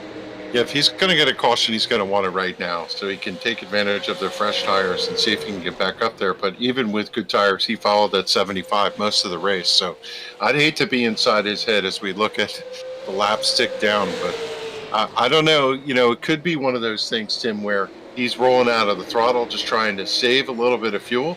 But I don't know that he could do it with the 30 back there banging on his rear bumper. Yeah, with the 30 back there, having enough fuel to get to the end and being a teammate of Mike Alexander, you can't lay back and can't save fuel, because if the 30 car gets by you, chances are you're not going to get back around him, because Keith McClellan is going to want to go for at least position number 2, and potentially if he can get up there and battle for the championship. But look at the run that Suggs got at turn number 2 that last time by. He was right on the back bumper of Mike Alexander. Nothing that he could do out of turn number 2, but a great run by that 33 to catch right back up to that 75. Yeah, I had to think that these top 3 might back themselves up to the 4th place car of Mike Rhino, but Rhino's actually falling off the pace, losing a 10th here and there.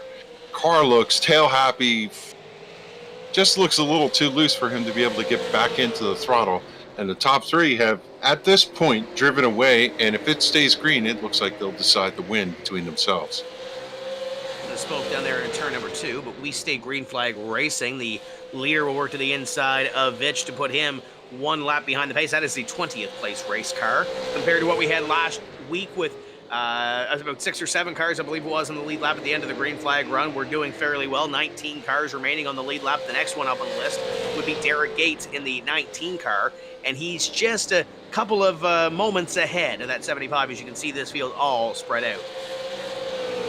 For the first time tonight, we see a little bit of breathing room for your leader. He's got about a car length and a half over Brett Suggs, and is starting to pull away, and it might just be moot. If the 75 could break away and get himself a little cushion where he could focus not looking out at the rear of the car, but just hit his marks all the way through, I think he's going to be good to go to the finish.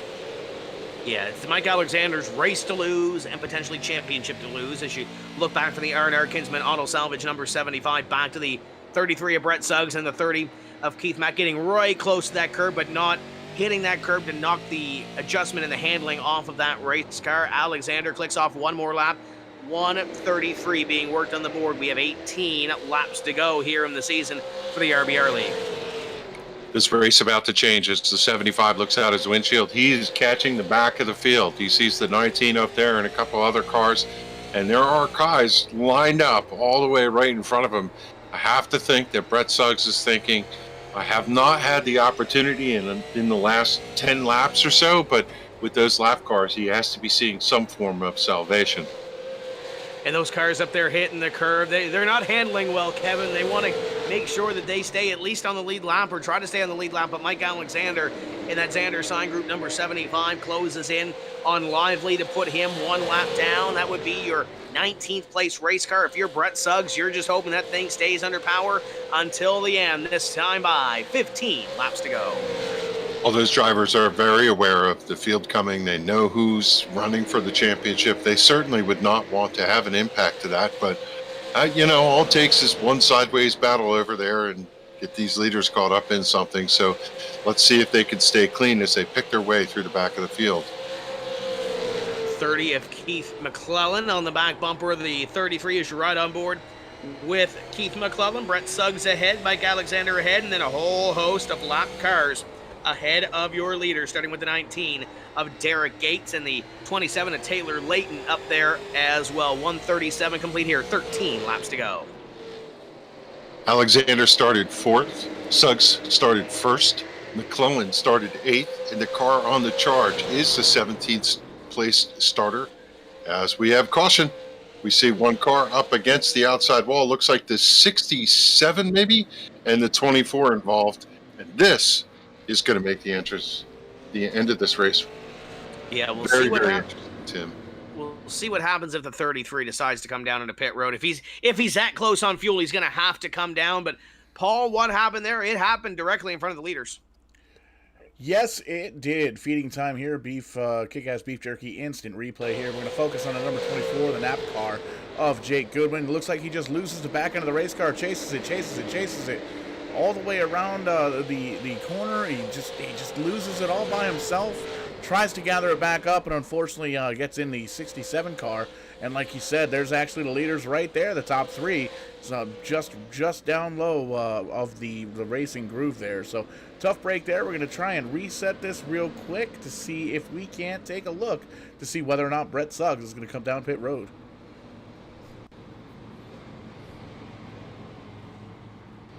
So far, Tim, it looks like the 33 staying out on the racetrack. Brandon Lively is the free pass.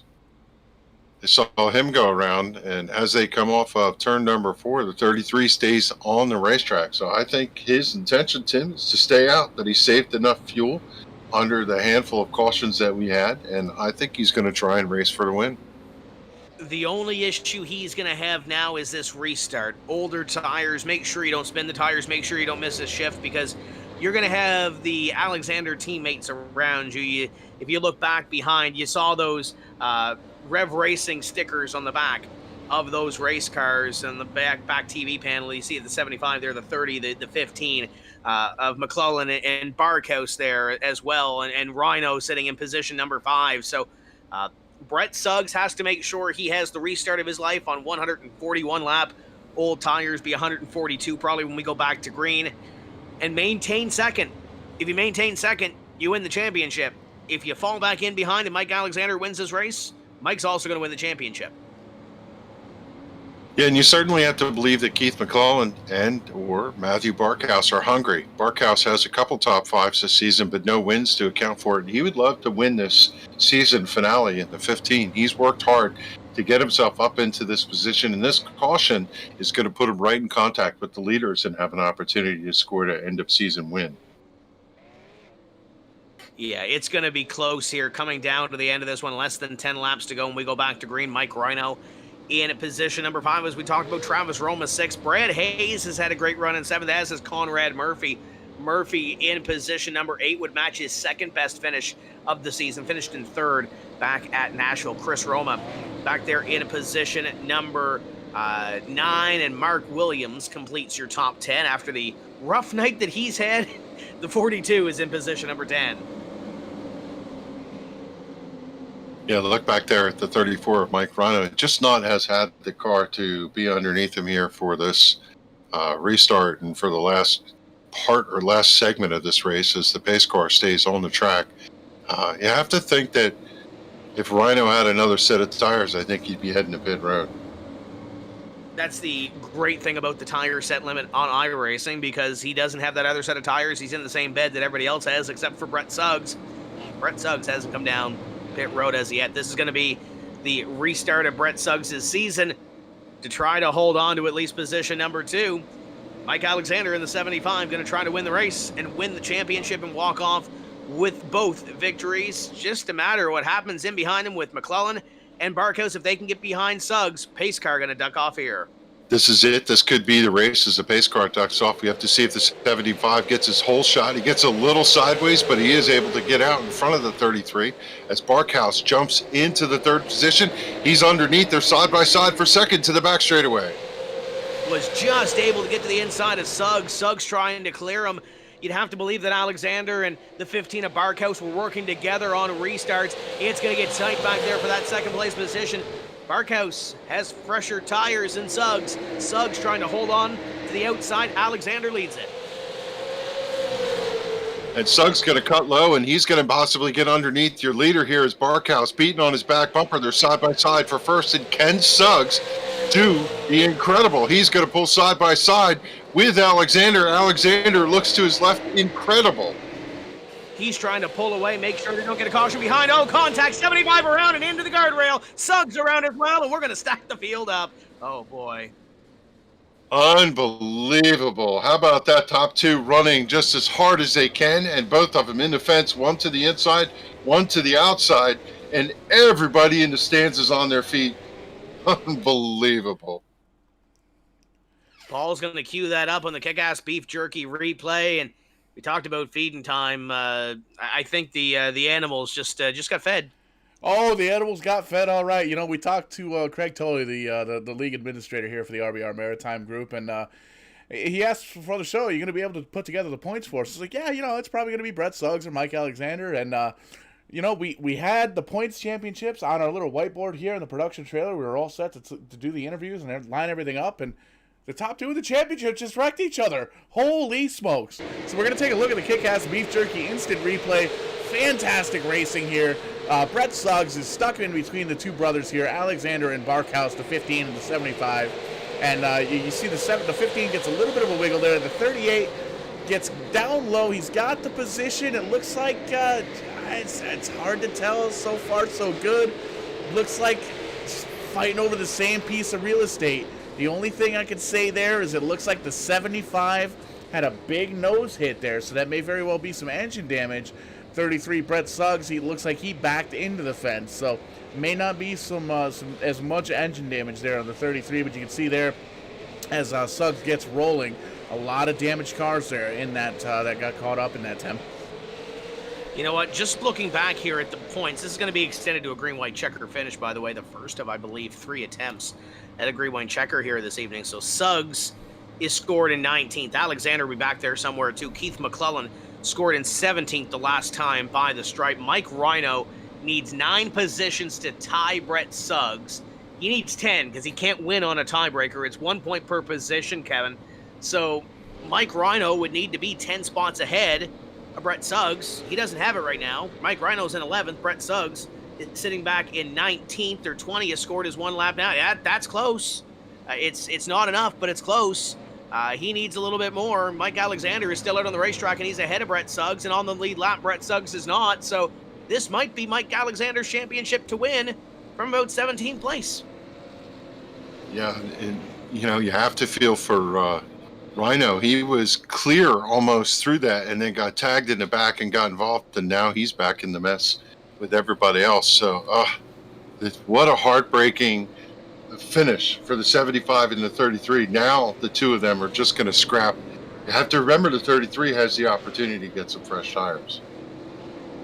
Yeah, we're going to get doubled up and get ready to go back to green. Chris Roma in the 83 sits 5th in the championships. He would need 19 spots on Brett Suggs, 18 on Mike Alexander to avoid tiebreakers, and there's not enough positions because Alexander is still running in position number 15. So I would believe unofficially this is Mike Alexander's championship to lose, but we've still got 2 laps to decide this. It's Matthew Barkhouse up in front. Pace car is going to peel off.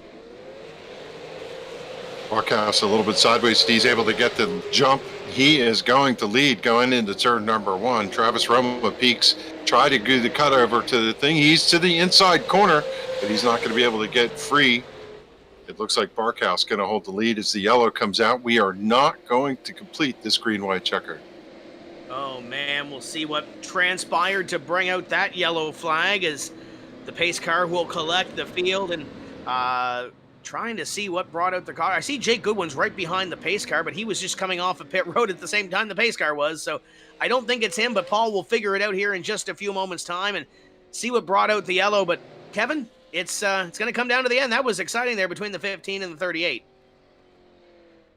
Yeah, for sure. Neither one of them looked like they had a stable car underneath them as they went through, and they're going to think about that as they get ready for this restart. And we're still trying to figure out where this caution came from, but we're going to rack them up and get started again. It's the 89 of Conrad Murphy and the 5 of Craig Tully, and Conrad Murphy gets the wall on the back straightaway, battling with Chris Roma, and just ran out of room and bounced right back down into traffic to bring out that caution flag. Paul, what are you seeing?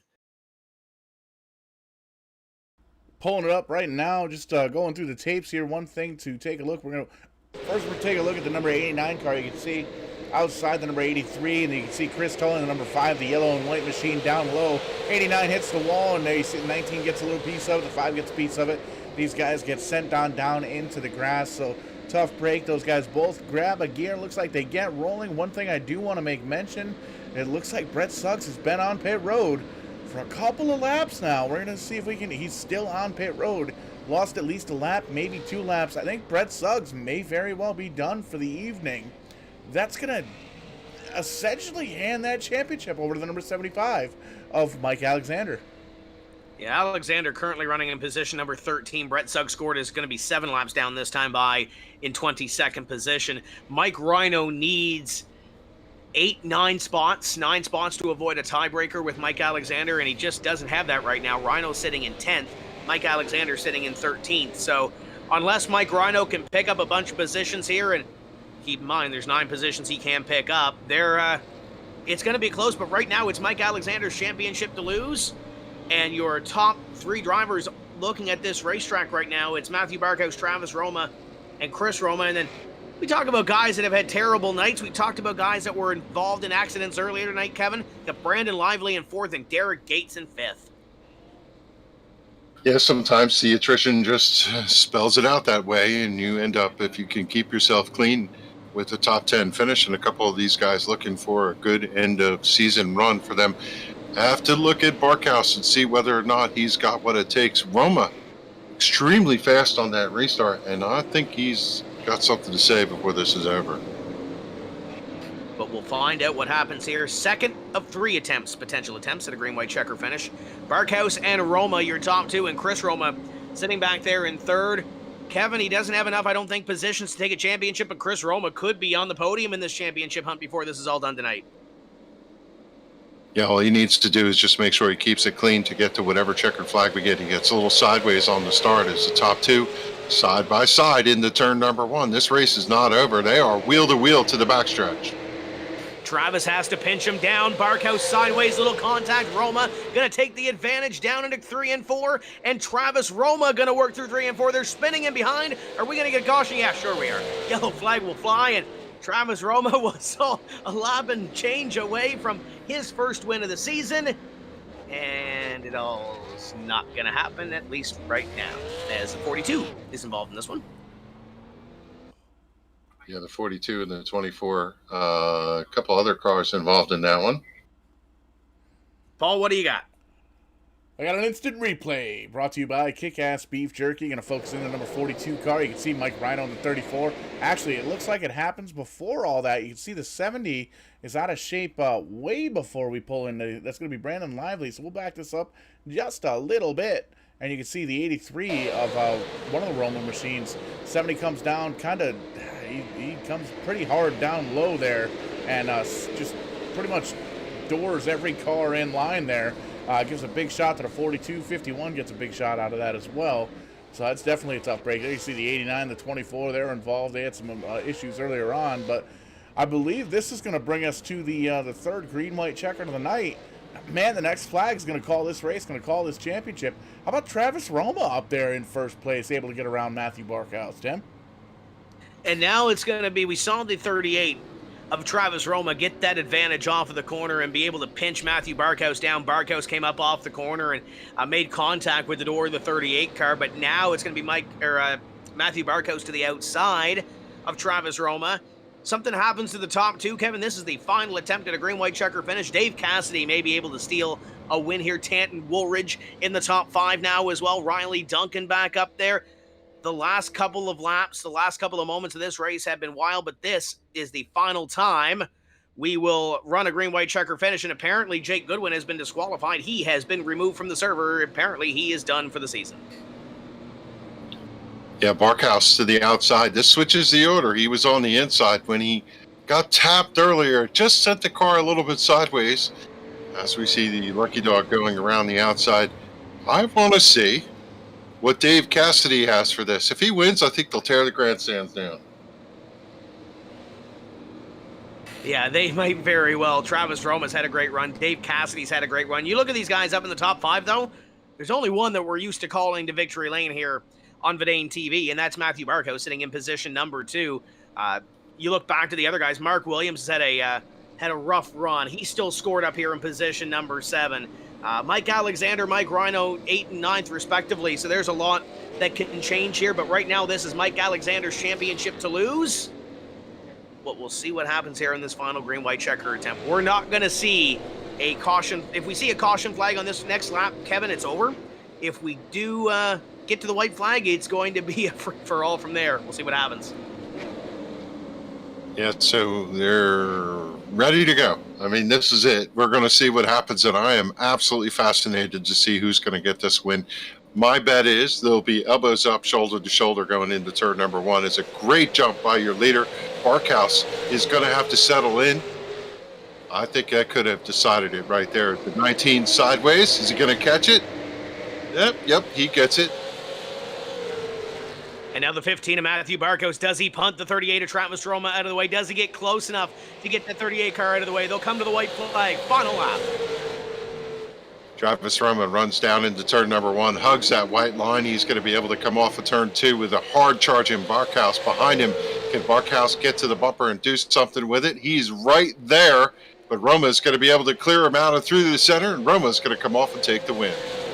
Checkered flag for Travis Roma, picks up the season finale as a wreck at the end. And looking at this one, I believe Mike Alexander will be credited with 6. That should be enough to take away the championship.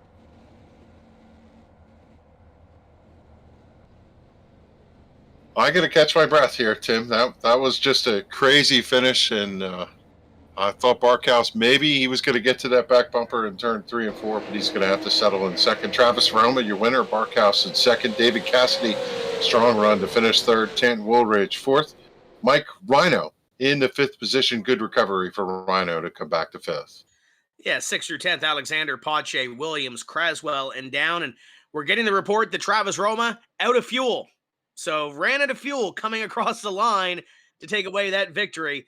There is 11th through 20th on your screen. Taylor Layton, Craig Tully, Conrad Murphy, Brandon Lively, Nick Mott, Derek Gates, Danny Vitch, Chris Roma, Jake Goodwin, and Brad Hayes. And I believe the 97, as you'll see on your screen here, Riley Duncan, was disqualified on the final lap of that race, so unofficially credited with 23rd place. Suggs and McClellan, the only 2 other starters on this field. So Travis Roma is your winner, picks up the big checkered flag, and I believe we are going to step aside for just a few moments and finalize the points, and we will be back with you in just a few moments' time on Vidane TV.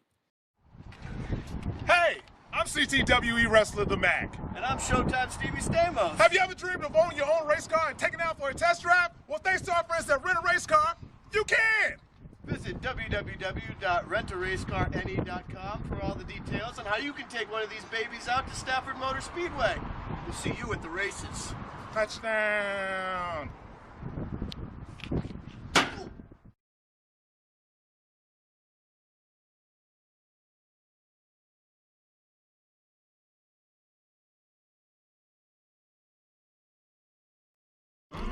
Here's to the straggly ones, the lopsided ones, the first ones, the I miss my beard ones, the hey, I look good with this ones, the he's never grown that numb weak ones, the black, brown, red and grey ones, the oh whoa, that one, the itchy ones, the never forgotten ones, the ones grown by Dad, the ones grown for Dad, the started late ones, the absolutely filthy ones, the drawn on ones, the finger ones, the badge ones, the I nearly didn't do it this year ones, and the yeah, why not ones. They all raise awareness, raise funds, start conversations and save lives. Because whatever you grow will save a bro. Sign up now at Movember.com.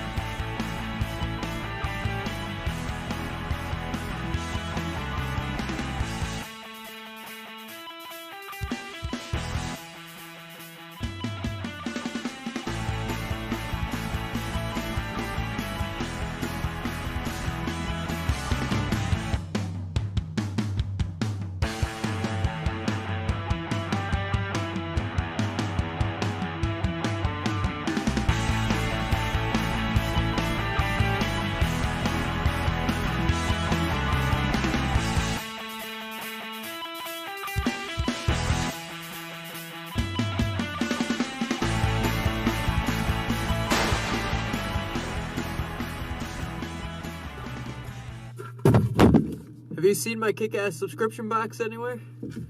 Oh, there it is.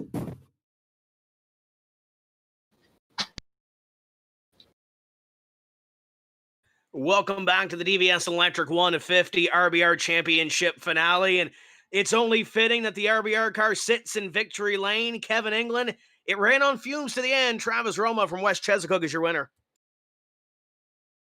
Down here in victory lane with Travis Roma. Travis, what a race.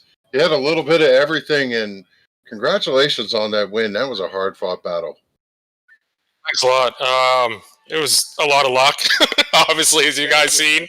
But we worked on the race car a little bit until the bitter end of practice, and my crew chief in real life, Chris Roma, walked me through a few things and helped be a little more consistent this week, which paid off in the end. Wasn't the quickest car out there, but being up front sure helped out after a lot of bad luck all season.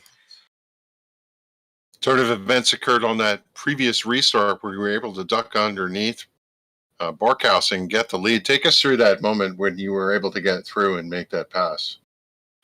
Yeah, it was just being real easy on the throttle. We kind of thought we were getting hung out to dry there because we didn't take tires and caught us off guard when all the boys went down. But yeah, it was just I wasn't good on the bottom all night. The top seemed where it was at, and so I wasn't really excited to see that last caution. But Barkos was saying on the radio too that he was all burnt up too. So I knew if it was easy on the throttle, I might be able to hang on. Yeah, we could see these cars were a handful. You have to come back to that moment on the backstretch where the top two in points went to the wall, one to the inside, one to the outside. What were you thinking when that moment occurred? I seen first coming out of 1 and 2, I got into Mike a little bit or whatever happened there, and I was trying to collect it there. And then once we got it collected, as soon as I got it straight, I seen them guys coming across the track, and Brett come right up in front of me. It seemed like I'll have to watch the replay, but never really processed what happened until after the yellow came out. But those guys run hard. Brett, I couldn't believe was holding them guys off on old tires like he was, and congrats Mike on the championship. We were watching Brett. He seems to be on the same strategy as you. You were on fumes to the end, and rumor is you ran out of gas at the end. That's what caused the contact between you at the finish at the start-finish line. Yeah, I don't know what happened there at the line. I just kind of couldn't believe that we won or whatever, so I wasn't paying attention, and I got into Matthew there, but I figured it was after the line, so I wasn't too worried about it. But yeah, I didn't even realize we were on fumes until my teammates there were saying that they had no fuel left. Chris came on and said he literally had no fuel, and when I checked, I've been conserving and shutting her down under yellow for the most part of the race, so it was right down to the very end, that's for sure.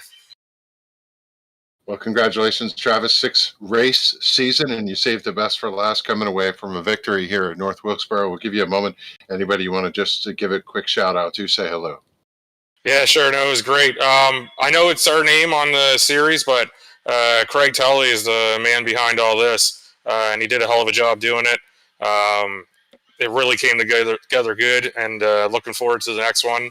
I just want to thank all the RBR guys, and we have a lot of drinks and a lot of laughs during this whole thing, so I imagine we'll stay on tonight and have a few more too. So it was fun, and congrats to all the other guys for good hard racing, and look forward to the next one coming. Well, I'll tell you what, we appreciate the action here tonight. You had us sitting on the edge of the seats, and go celebrate your win. Congratulations. Thanks. I just want to thank you guys too for putting on a good show. We usually go back and watch it right after the race, and you guys do a hell of a job yourselves. Yeah, much appreciated. We'll turn it over to Tim Terry. Tim, have you caught up with our second place finisher? Yeah, Matthew Barkhouse was leading on one of the late restarts on the green-white checkered, but Matt, it didn't end out the way you wanted to. Walk us through those green-white checker finishes with that battle between you and Travis. Yeah, no, he definitely got a good restart. The outside lane was faster, and I had the tires burnt up by the time I came back up through, so we were on even rubber at that point. It's just sometimes you get a good jump on someone, and there's nothing you can do when one lane is a lot faster than the other. When we started off this night, it looked like you were going to have a great starting position. Then everybody wands up in that heat race. Did you think you'd be standing here after having to start way at the back of the field? Yeah, I was definitely expecting to have it smashed up by the time I got up through. And in all honesty, we were racing way too hard for a heat race because we were teammates and having fun with it. And I should have just taken the second place in the heat, but we thought it was a feature, I guess, and ended up starting at the back because of it. This has been a wild little series. Coming home with a few podium finishes, third podium of the season, fourth top five.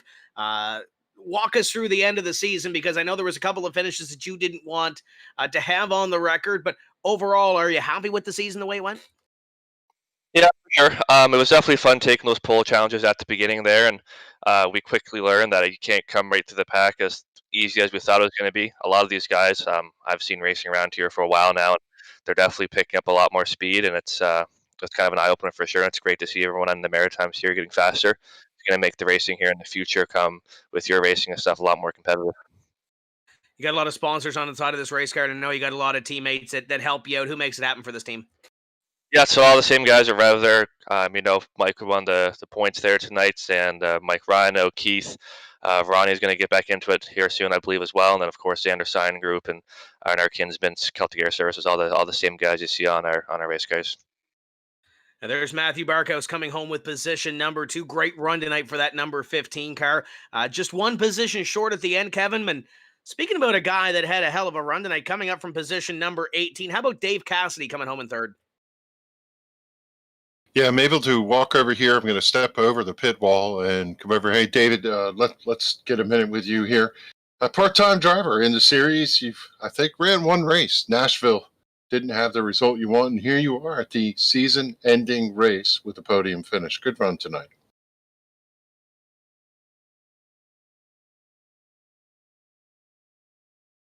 And we'll see if we can pull David aside. We gave him a microphone. Looks like we have a little problem with that. Dave, can you...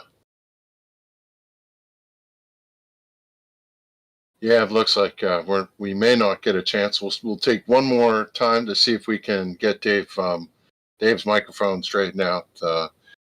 Mike's Bar and Grill in the back, we were joking midway through the race about time for a steak, and Dave, third place finish, steak and a beer. Sounds good right about now.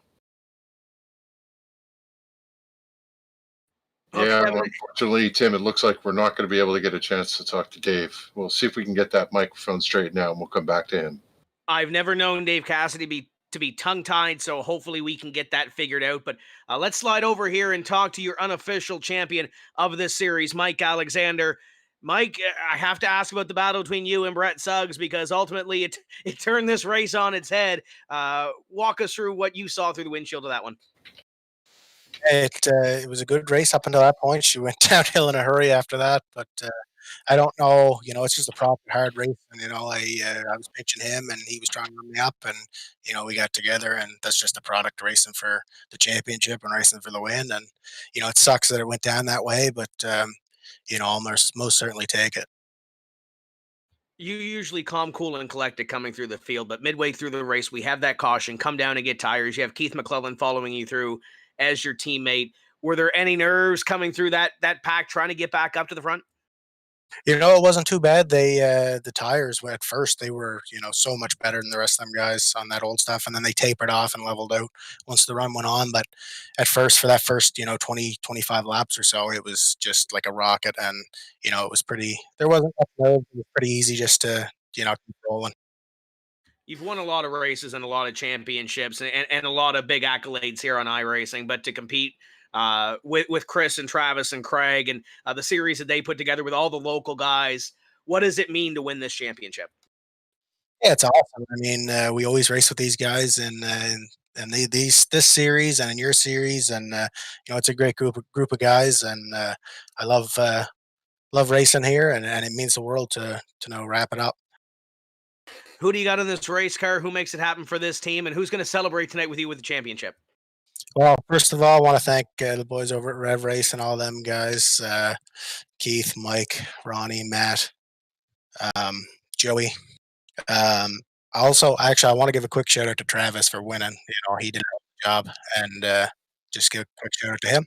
And R&R Kinsman's Auto Salvage, Xander Sign Group, And I hope I'm not forgetting everybody on my stream, you guys.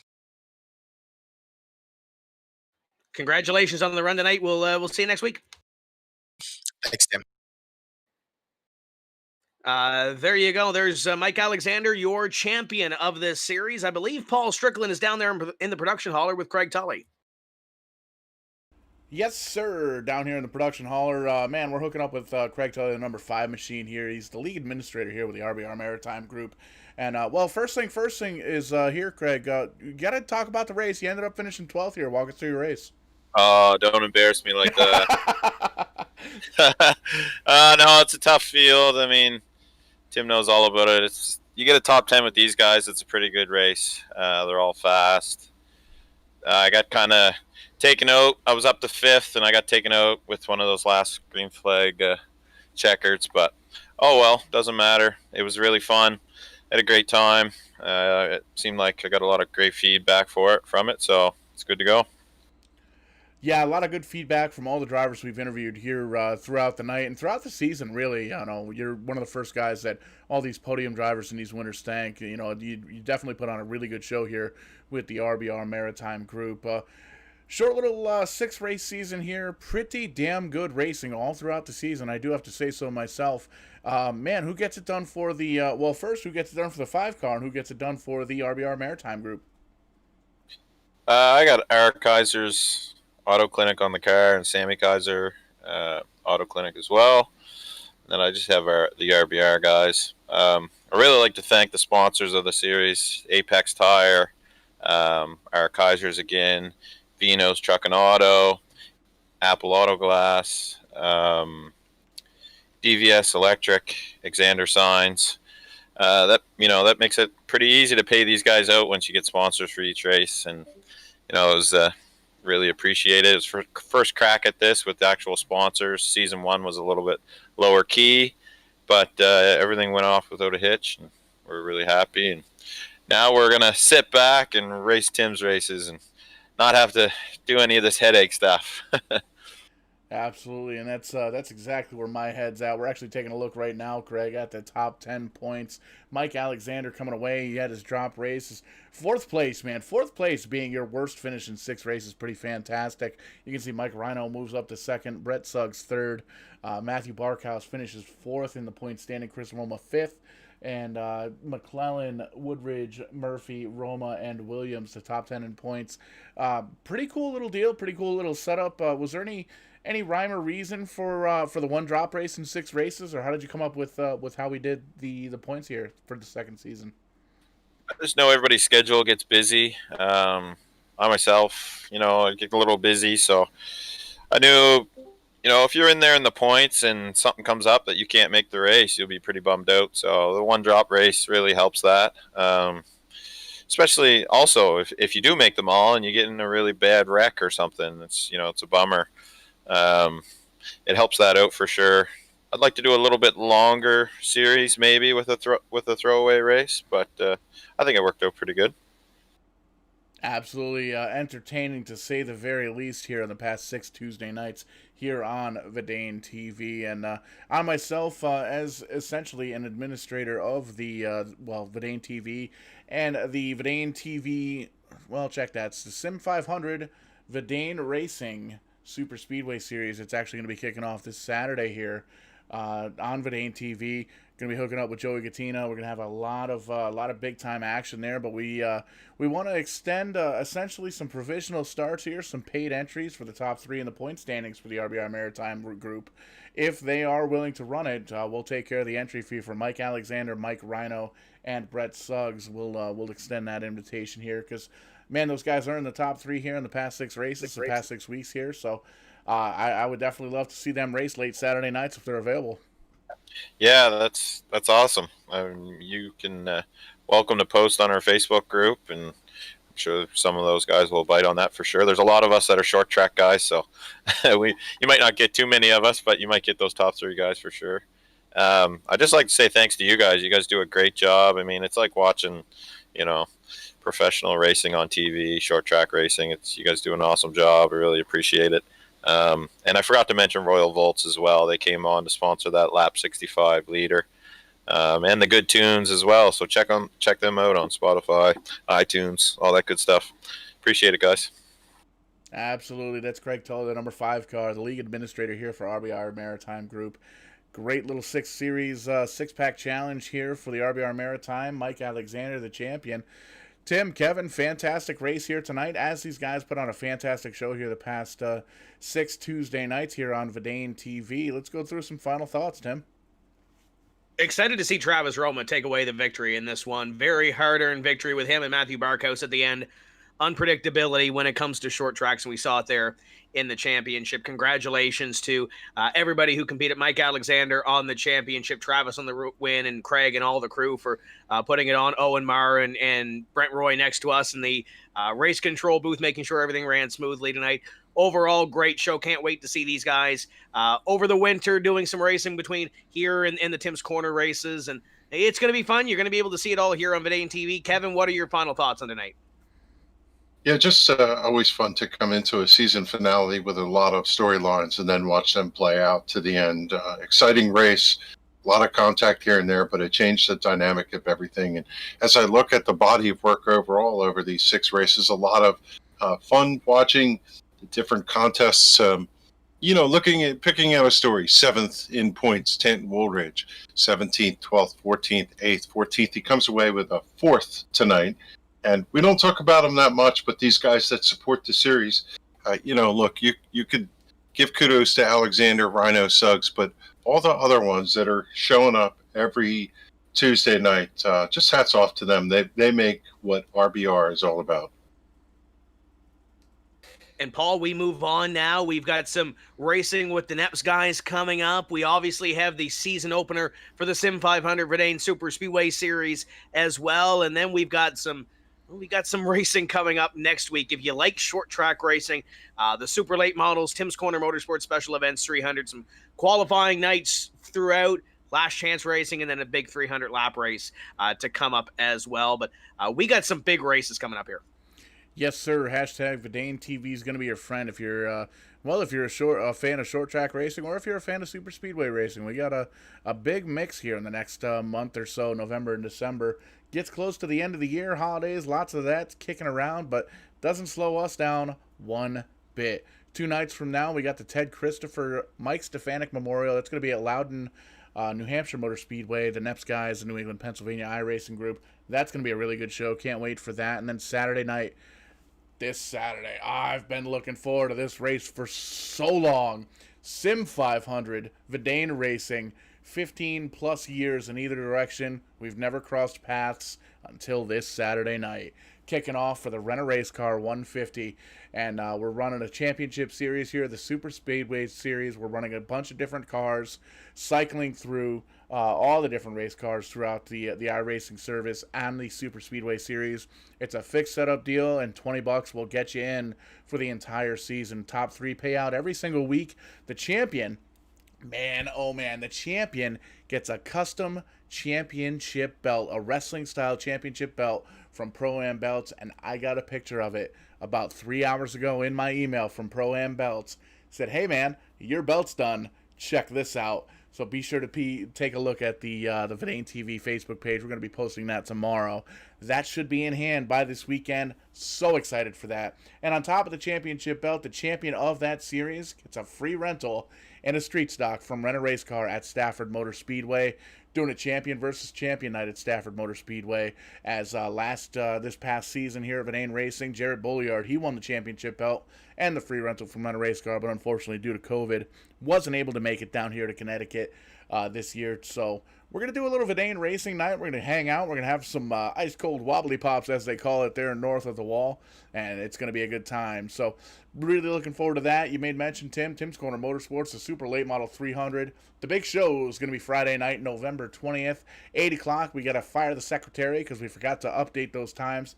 And we're going to be running all of the qualifying events that week, Monday through Thursday, 8 o'clock right here on Verdane TV. So really looking forward to that.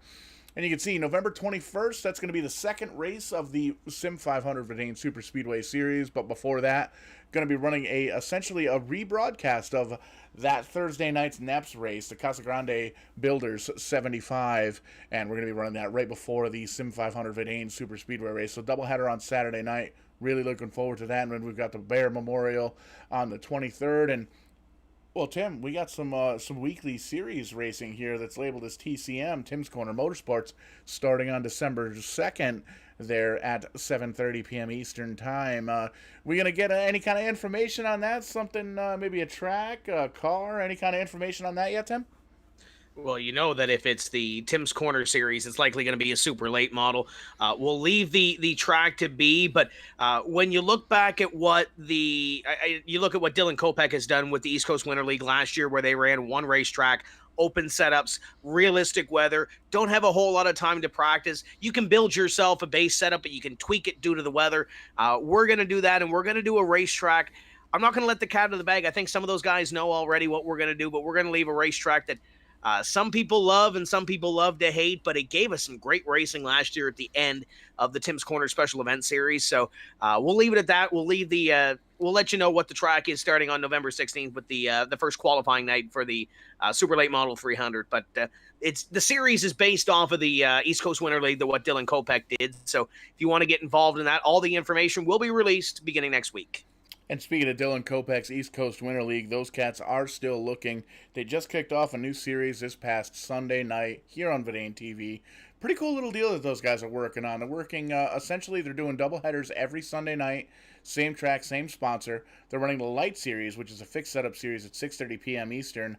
This guy right here, that's right, the number 94, the producer, Showtime Paul Strickland Jr., finished 9th in that race this past Sunday at Stafford Motor Speedway, my home track, so very excited for that. But they run the Pro Series at 8 o'clock, 8:30 p.m. Eastern Time. Still looking for sponsors for some of those races. They aren't going to be able to broadcast the entire season currently. But definitely check those guys out on Facebook. Be sure to check them out on our YouTube page and our Facebook page over at Verdane TV. They put on a great show. They really do. And if it's something you want to get your logo, your brand, your business out there, be sure to check them out. And we've also still got some race sponsorship packages available for the Sim 500 Verdane Racing Super Speedway Series. And Tim, I know you still got some sponsors going on, opened up for the Tim's Corner Motorsports, both the weekly series and the Super Late Model 300. But at that point, man, it's Tuesday night. It's 10:30. This guy's off from work tomorrow, so we're going to have a couple of cold beverages and maybe do a little bit of iRacing myself. For Tim Terry, for Kevin England, for everybody here at the RBR Maritime Group, again, I'm Showtime Paul Strickland Jr. here for Verdane TV. Thank you guys so much for welcoming us into your homes, into your bedrooms, your living rooms, wherever it is that you watched us here tonight. Be sure to, if you're having a viewing party, snap off a picture of Verdane TV on the big screen there. Post it up on the social media. We're on YouTube, we're on Facebook, we're on Twitch, and we're on Twitter again. Verdane TV. Be sure to give us a hashtag Verdane TV. Let us know where you watched from. We're going to knock a few back. We'll catch you back here at the track. Catch you on the flip side. Next time you see us, we'll be doing it live here on Verdane TV.